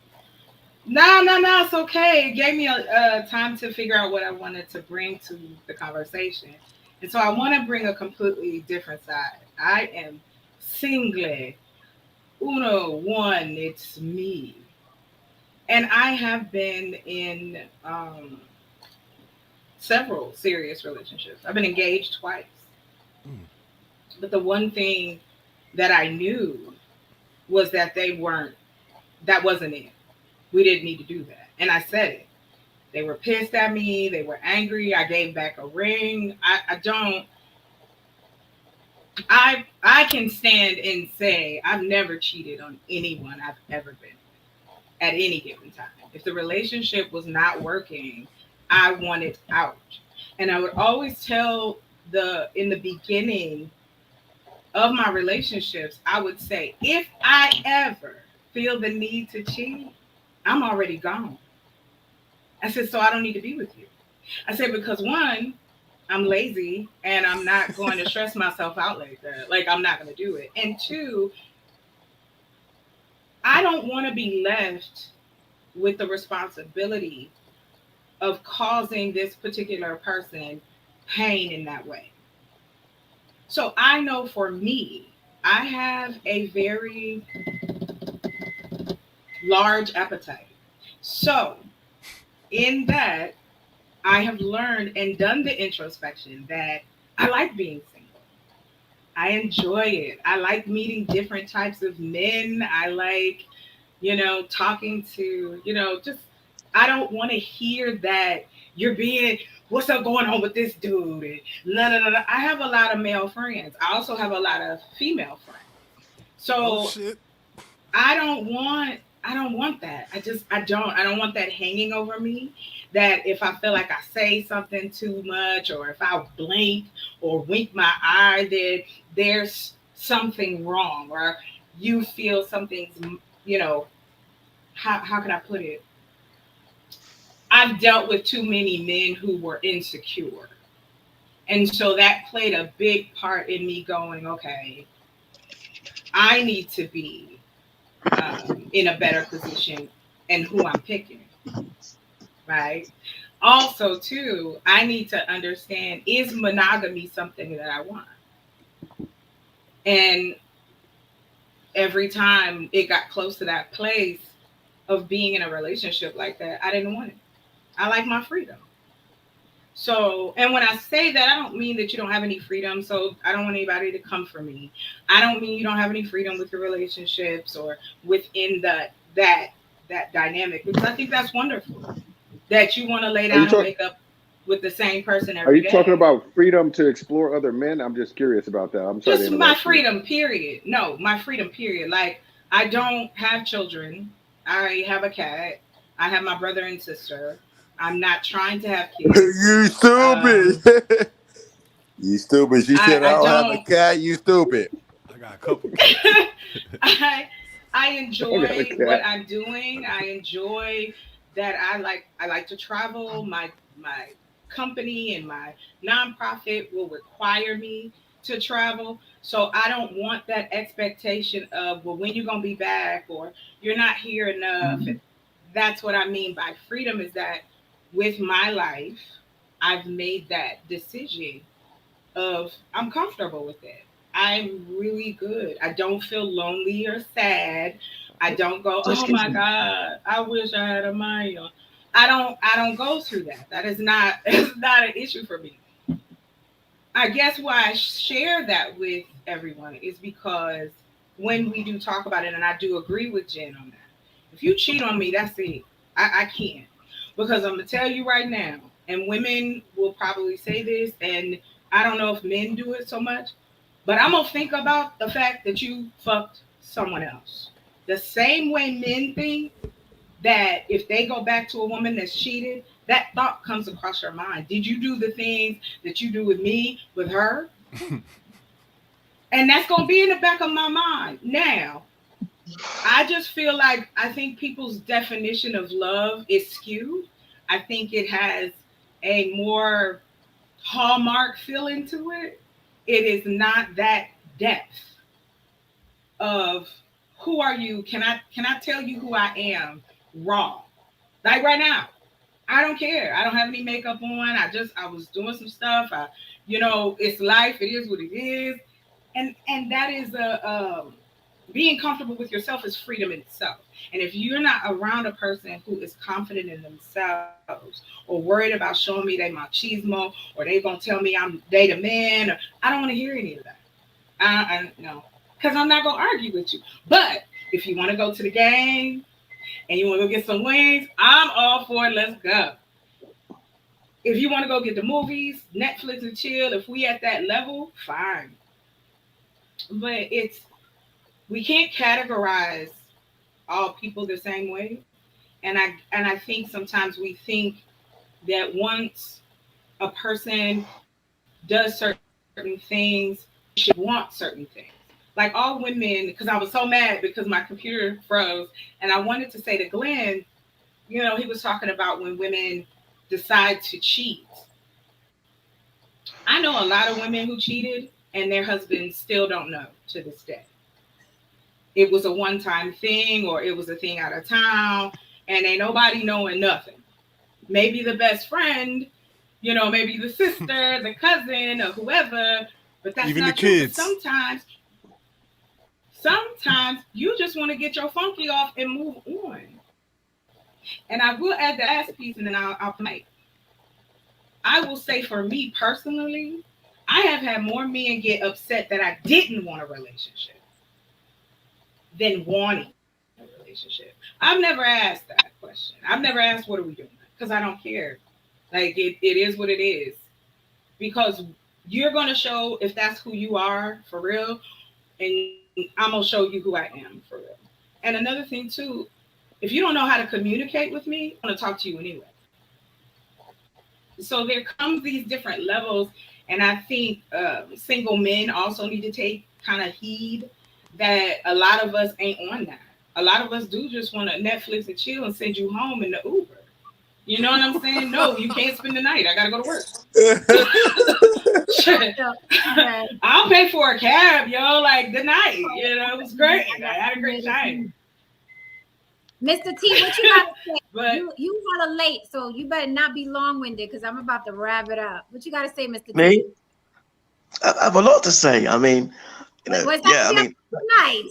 So you let us know what you got to say. Be concise. Okay, no, I mean, end of the day, the girl just now, respect to you, you've been very upfront and honest about your endeavors and how you feel. But would you say, 2 questions to you, would you say that you were trying to rationalize the experience of, let's say, having a fling or something like that? Because more times or not, it's very spontaneous, isn't it? Like you can't, and people talking about planning to cheat, that kind of thing. More time or not, you know, I could walk out there right now, get my hood sucked, and boy, it just happened. It's not planned. So my question to you is, you know what I mean? Sometimes it's not about planning. It just happens. You know, and you know what I mean? It is what it is. So would you feel, okay, key question. Would you say you're proud of your endeavors? Like, say you live in Atlanta, then you go to Cobb County and have a fling. Is that something you're proud of? No, I'm not judging you because I get it. And I know women who do all sorts, and I've done all sorts. I'm just saying, is it something that you're cool with, you're content with as a person, or do you feel there's more to do out in the world, like travel to Italy, Europe, and have fun? Or are you looking for something to settle down? That's my question to you. The girl with the headphones. Okay. Yeah, I know. That's fine. Okay, I wanted to kind of hit. Is it an adventure, or do you deep down want to settle down? Boom. Is what an adventure? Life? Yes, it's an adventure. Yeah. Right. So yeah. Okay. I have right. Okay. Yeah. So I'm enjoying myself. I'm doing. I mean, I'll be honest. You sound so polished. If I go on. Sorry. I missed that. Sorry. I sound what? No, I'm asking you. Is it like an adventure? Is it? Let me finish. Is it an adventure? And is it a thrill thing? Like, you know, like you're meeting different people, you're having fun, you're making out, and it's part of the thrill of life. That's what I'm asking you. No, it's not like a movie where I'm making out in bars in the corner with people, if that's what you're asking. And if I do run into a gentleman... I'm not asking anything. I'm asking you. No, listen. Yeah, that's what I'm saying. I personally feel like, yes, it is an adventure. You should have fun. Yeah. It shouldn't be this stressful. Yes. It shouldn't be this strenuous.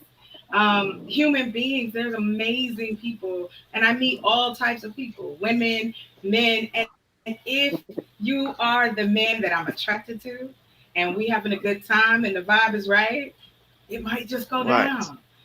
And I'm okay with that. Like, I'm comfortable and I'm going to be safe and all of those things.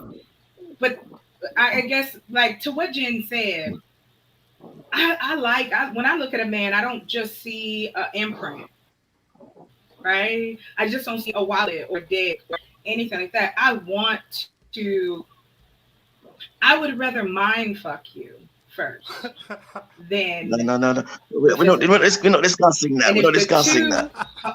You're running. No, but it is. It's a part of it.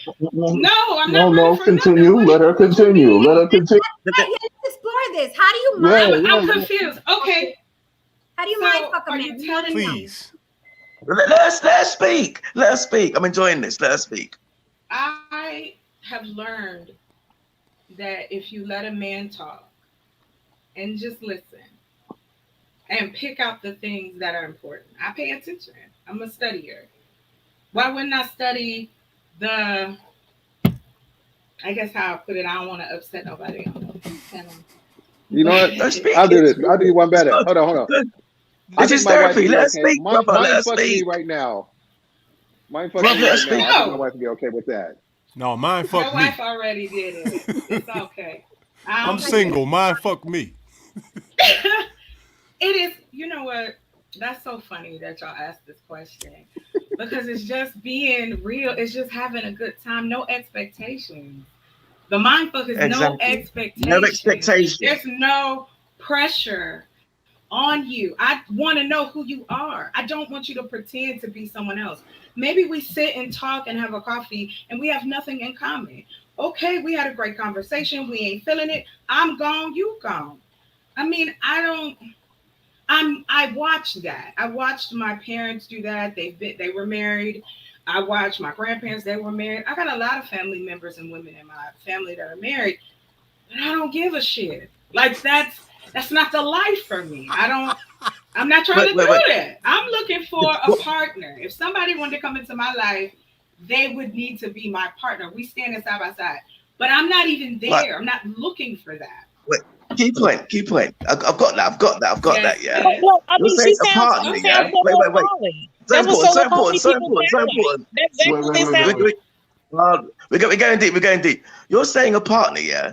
That partner needs to be on the same page as you, yeah, and have the same kind of kinks as you, isn't it? Like if you're with a guy who's straight laced, or right there, let me finish. What the man can't relate to your level. I'm asking so I can answer you properly. Do you think that me wanting or desiring or looking at men as what they are, which are other creatures that I'm attracted to, a kink? No, it's not. It's natural. If you really want to talk about nature, women pick out the men in their lives. They do it. Correct. Now, you might think he might have come to you and chose you, but she's already picked you. Before you even say, I love you, I'm engaged to you, because you do certain things in that realm. But it's not a kink. Kink is something I like when I get with someone I like. Now, do I have those? By all means. No. But I'm all open. That's part of it. Why that's bothering you? No. Let me answer that. It's not. When I say kink, let me address this. When I say kink, I didn't mean it as a flaw. What I'm saying is, you're with someone with the same personality traits as you, the same characteristics as you. So if you and a guy, say you and a guy are vibing, then you go, you're vibing, then you go and fuck someone, he doesn't care, he's cool, and he does the same thing, or you're both just chilling on the same page, and you're partners, there's nothing wrong with that. It's not a kink, it's just what you do. It's part of in a way, it's a good thing, because you're being honest rather than lie. Hence why I wrote earlier in the forum that if someone's up front beforehand, they're not lying or cheating. Like if I'm with a woman, and let's say I said, and I said, guess what? I met this girl at the club last week, and what's she like? And we had fun, we did this and that. That's not cheating. I've been up front with you from day one. If I'm seeing you early in the relationship, and I'm saying to you, oh, guess what? I'm seeing someone, but we can still hang out, and she's cool with that. Then no one's lied, have they? No one's cheated. So Makes sense? That's not me. I want to push back on something you said, though. Because you said you go out and get your hat sucked or whatever it was that you said. Hood. And it was planning. But when you come back, you have the hood. You have to, when you come back, and if your wife or girlfriend asks you, where were you? Now you have to lie and lie and lie. So there is planning in that. And you didn't love her enough to not get your hood sucked. Whether it was by Can I answer that? Let me answer that. Two. I'll answer both questions. How are you, by the way, Jen? All good. Listen. Shit happens, yeah. Some like your friend, the girl here says, some spontaneous shit happens. That's life. Like last week, came out from the club, walking down the road. Some Indian girl was there. A man has to listen. If a girl's fit and it's a novelty thing and she's stunning, a man's got to do the deed. She on me. She's now listen. No disrespect.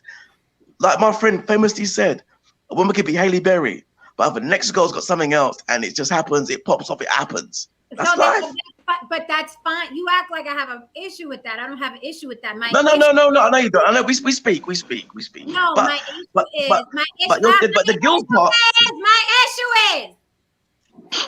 My issue is when a man operates that way, and he says he loves what's back home. There's nothing wrong with a man seeing that Halle Berry and that Halle Berry and that Halle Berry and getting it sucked. There's absolutely nothing wrong with the man doing that. But when he says he loves that woman that he left back home, that's wrong. That is not love. That is manipulation. That was my point. No. You know why? Because if the woman back home, wait. I love talking to you. If the woman back home, is like your friend down below in the picture, understands certain things, it's not cheating. But we're talking the woman back home. Let me speak. I've got to speak. If the woman back home and says to me, T, obviously you're in London, I'm outside London, you can do your thing, I'm cool with it. Well, what are we talking about? Wait. Important point. Let me mute you because it's late and we're going to close soon. We're talking about two different things. We're talking about someone who knows you're going to fuck around. That has nothing to do with cheating. I just don't like going in circles and arguing about two different things. I'm specifically talking about your significant other secretly polyamorous or non-monogamous, however you want to word it. If the person at home back knows, what are you talking about, Mr. T? I'm not talking about that. The person at home knows that you fuck around. That's a non-issue. That's two different things. I agree with you on that. No, in that context, that's the context. But that's the topic. That's the topic. Hold on. Yes. I was looking at that. Wrap it up, You not. I just want to say something. Can I just say something real quick? Please do. I'm like, that's chocolate is a motherfucking pimp. Chocolate is a motherfucking pimp. He was over it, yo. I just sat back and watched. I was like, wait a minute, that's some shit I used to run back in college. Like, yo, this is some pimp. Yo, game recognized game, ma'am. I'm saluting you right now. You probably done ran this on a couple of dudes. What game? Successfully. Nah, man. And you not say that? Chocolate. Chocolate right there got some game. If you know the signs and shit like that, she was saying some things. Exactly. Remember I said, Jim, this is normal. You gotta That's bring a game. He's right. I said that. You can't break commitment if there is no commitment. You can't break commitment. There's no commitment. That's why. Exactly. You can't break a commitment that there's no commitment. And that hold on. What did you just say, Miss Polly? That sounds like solo poly. Solo poly sound like that. To me, I think out of all the poly people, solo poly is the sound just like that. And there's nothing wrong with it. They sound exactly like that. They like to be by themselves. They don't want to really commit to anything for long term, and they want to have partners. If they don't want to fuck with, they do, they don't. And it sounds very, very like that. And that's what solo poly is. Like that. No. I want to say, well, Polly, what did you just say? You just said something. You know me, Dave, a couple of on this panel. When we talking riddles and we talking rhyming. No commitment. You cannot break a commitment when there is none. So you avoid commitment. How can you can't cheat on someone if you don't get in a committed relationship? If you're never committed, how can you ever say you're cheating? You never will. You'll never have this context to be in. You'll never be a cheater because you've never been in a commitment. You never make boundaries. If you never do any of those things, then you can never say you broke them because you never did them. Here. Exactly. This was my point. This is exactly it. Single. And do what you want to do. That's great. It's just fine. There's no problem with that. But I said you can't say, "Oh, I've never cheated." If you're deciding not to make a commitment on purpose, so you don't want to cheat. You don't want to get in a relationship because if you were in a relationship, you would want to cheat. So you don't want to feel like that. You don't want to feel like you're responsible for someone else's feelings. So you don't commit. And that ain't nothing but a whole bunch of isms. Well, Can I respond to that? I'm trying. Hey, look, I got knocked out like 2-3 times. That ain't nothing but a whole bunch of ism. Hey, we need a whole West Coast. Because I just wanted to respond, sir. Who is this? Is this Donald Trump? This is the wrapping up music. This Donald Trump. Why we gotta wrap it up though? Last night, Jen, when y'all kicked me off. When y'all kicked me off, y'all had a 5-hour.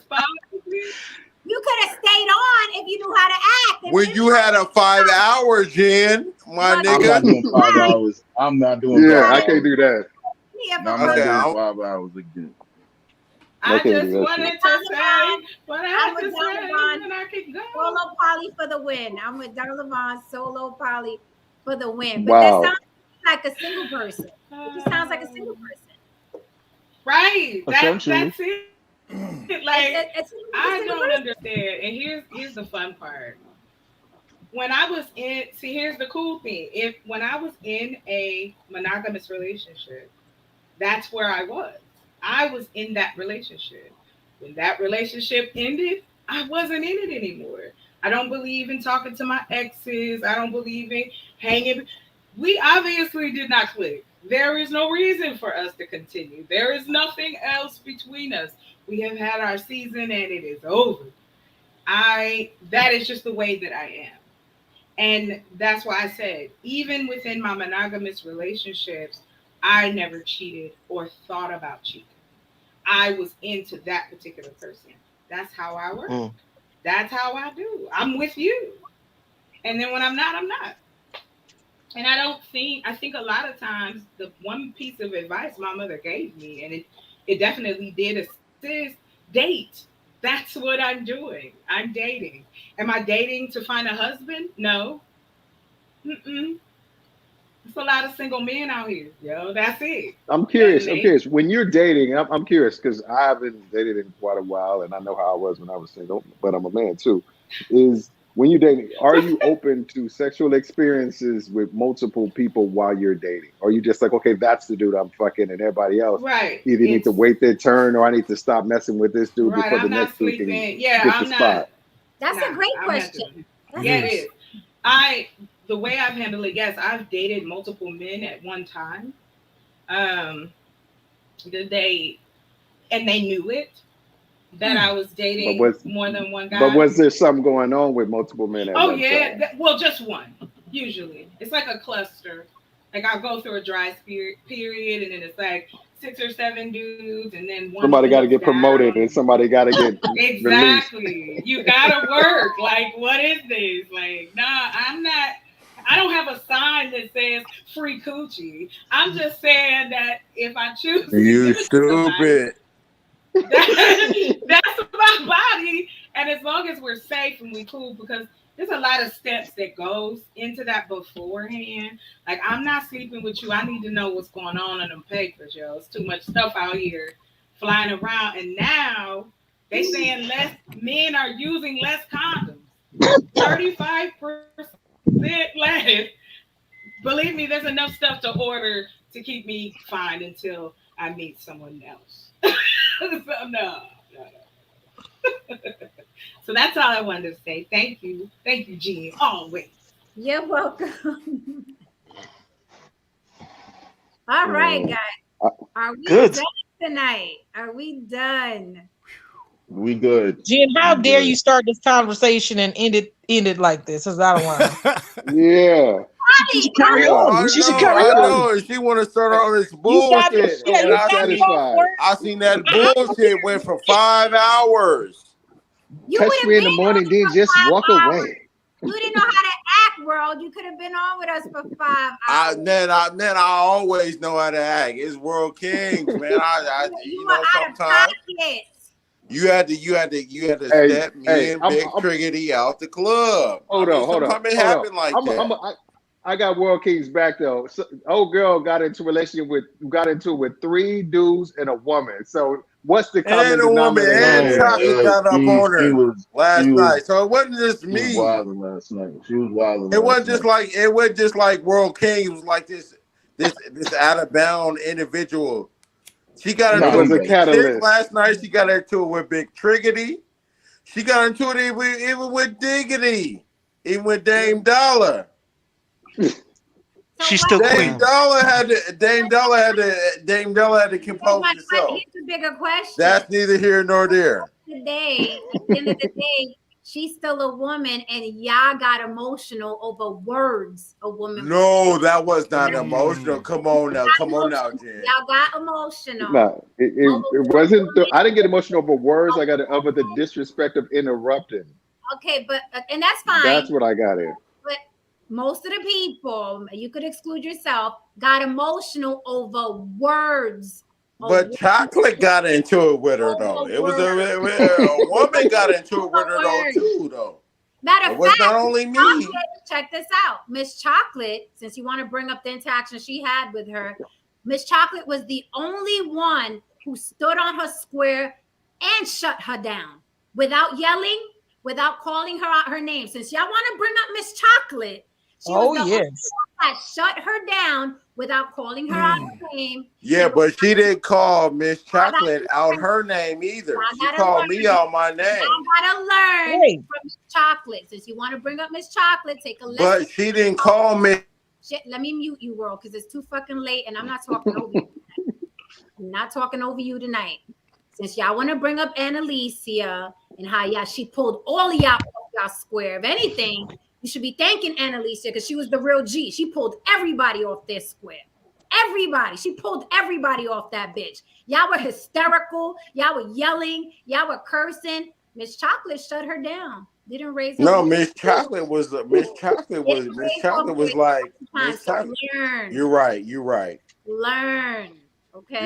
You're right. Wow. Y'all men on here you guys got slapped down by the queen bee. What the hell? Whoa, wait a minute.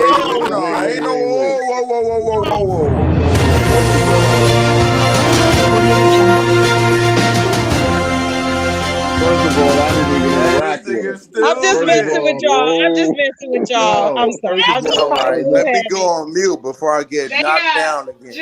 They got PTSD.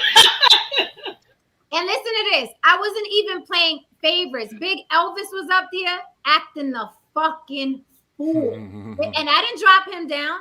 Big Truck had to go because who the fuck he started attacking? Was it Haran?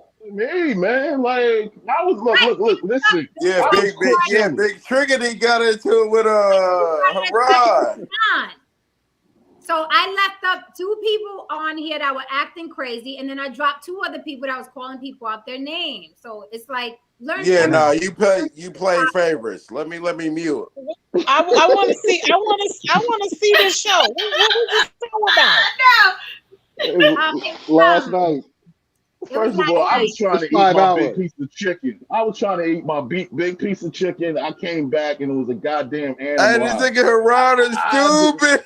I didn't even get in an argument with Annalisa. I was told she wanted to argue with me.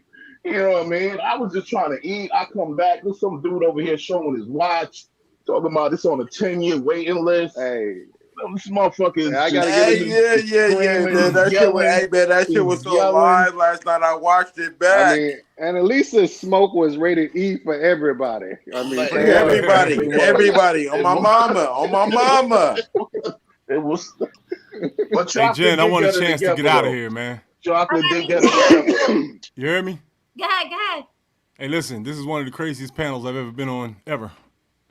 And you missed last night. I learned, yeah. Hey, this one was smooth, fam. Listen, I'm up here for education. I'm not as sexually advanced as the rest of y'all. I'm old school, right? Oh, okay, but on that. I noticed something. Everyone in the world is crazy, and the sexual habits of the people on the earth are way out there. I'm old enough to know that because I remember how the world was different. I'm not mad at nobody for that. I don't really give a fuck. But I say that to say this, man. There isn't a woman walking this planet that can talk to me about her fucking zodiac sign or her goals or anything If she's not trying to rumble with my zipper, stay the fuck away from me. And the reason why I talk so arrogantly like that is, well, fellas, this one's for you. I'm 53 years old. I stay in the gym like a crackhead because I understand that the clock is ticking. And I want to be chosen for as long as I possibly can. And I found the cheat codes to remain youthful late into your late years. And I'm going to assume all the brothers on the panel are a lot younger than me. This is going to happen to you. And you're going to feel this version of male menopause, if we can call it that, where you're going to start wondering if you're still desirable to women. Are you going to still be able to score? Because we all like sex, right? Your desires are not going to go away when you get my age. That's bullshit. It's not going anywhere. So the program is health. And that's it. If you got any bad habits, get rid of them. Start eating right, drink as much water as you can. That's the only way this is going to be done. Don't listen to any of these other red pill niggas on this globe. I got the program. I got the receipts. I'm cammed up. All right? So that's it. This is for you, fellas. It's going to happen to you one day. That is my advice to you. That's that. Non-debatable. I love and respect all of you crazy motherfuckers, and I will be back, Jen. I promise. Peace, Take Reese, care, man. Reese, man. All right. Peace. Nice to meet you. Peace.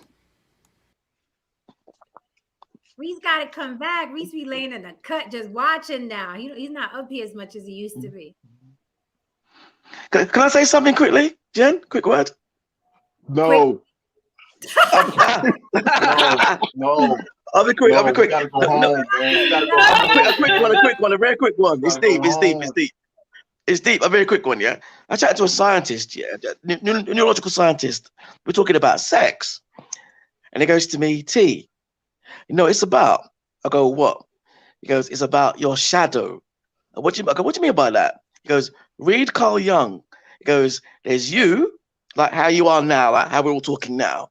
Then there's the inner you, which is the carnal, instinctive desires. Hence why some things you do, you're not consciously aware of. Like, if you see what I mean. So, in a way, the sexual desires, although you want to be faithful and loyal, etc., yeah, your inner being is that animal that comes out.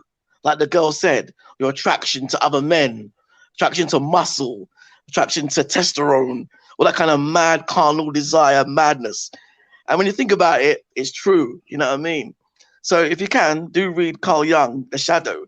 And the reason why we're having this argument is because we're not reconciled with our shadow. That's what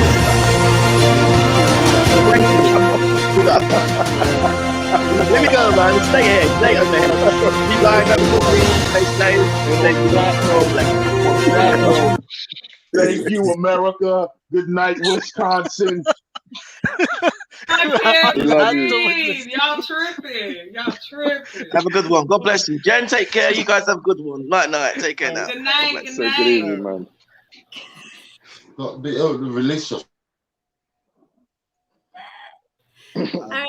Does anyone else have anything to say before we? Absolutely nothing. No one has anything to say. Wrap it up. Listen, let's go. I want to say have a good night. I'm gonna check out the show before and stay on there for 5 more hours and watch the foolishness. Listen, flip through that, Miss Polly. Flip through that one. It was yes. It was off the hook. You gotta Okay, I'm gonna go look. I just wanted to. Oh, I'm so sorry, but it was cool meeting you, Polly. I think that's yes, indeed, man. But I do just want to say this. I think everybody should at least,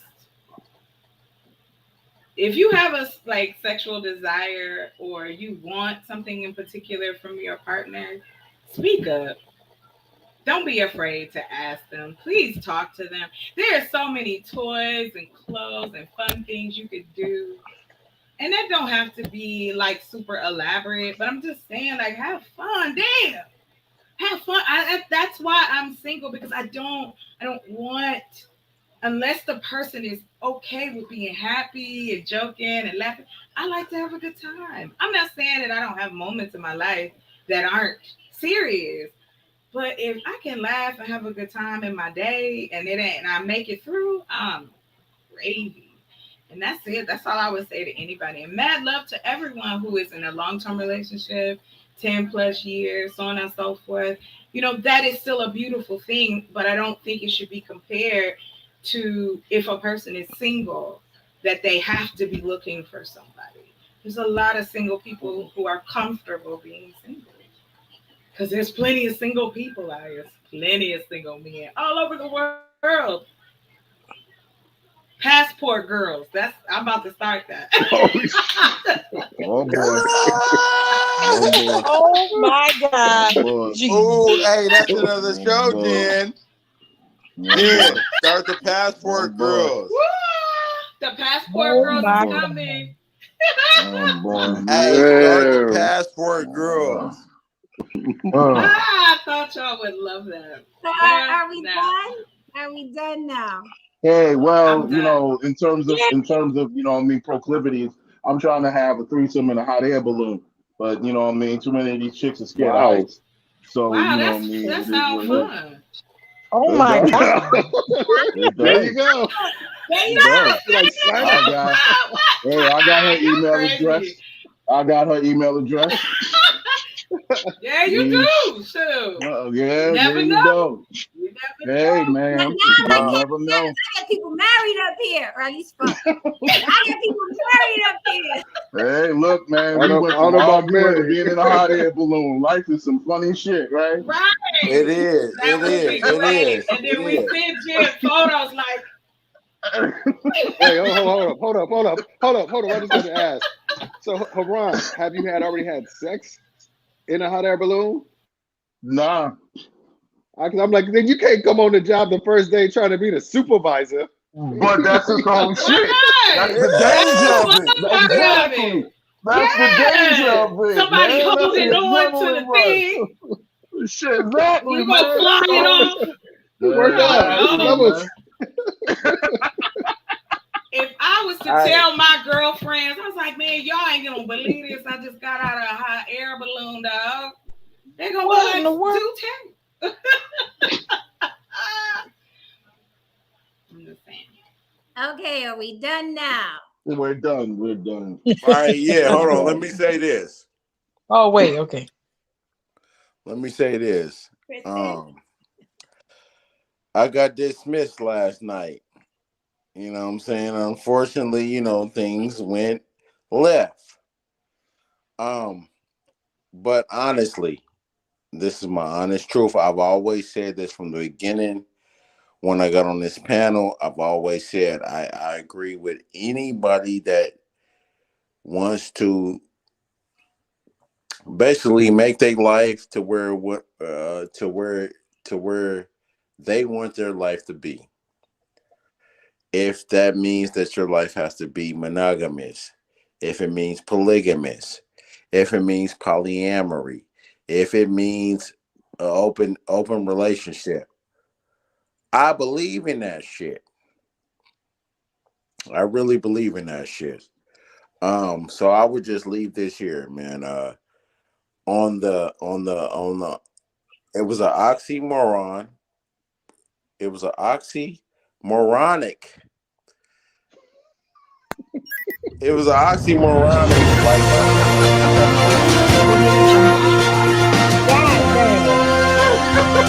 Nah, man. Yo, world, we love you, man. Fuck you. Hey, hold on. Fuck you. Where's David at? Where's David Justice at? Nigga, fuck you. Oh, he blocked. Fuck you, David. Fuck you, David, and fuck you, Tristan. I'm gonna say it like this. In all seriousness, man, whatever you want to do, man, do it and do it to the fullest. That's all I'm gonna leave it right there. It's all love. It's all love from me. We had some fun. Me and Big Trickety got Hey, Haran, you and Big Trickety. Me and Big Trickety we got escorted out the club last night, but we back here tonight, and you know, sir, all good. If you don't wrap it up, let's go. All right. All right, let's get out of here.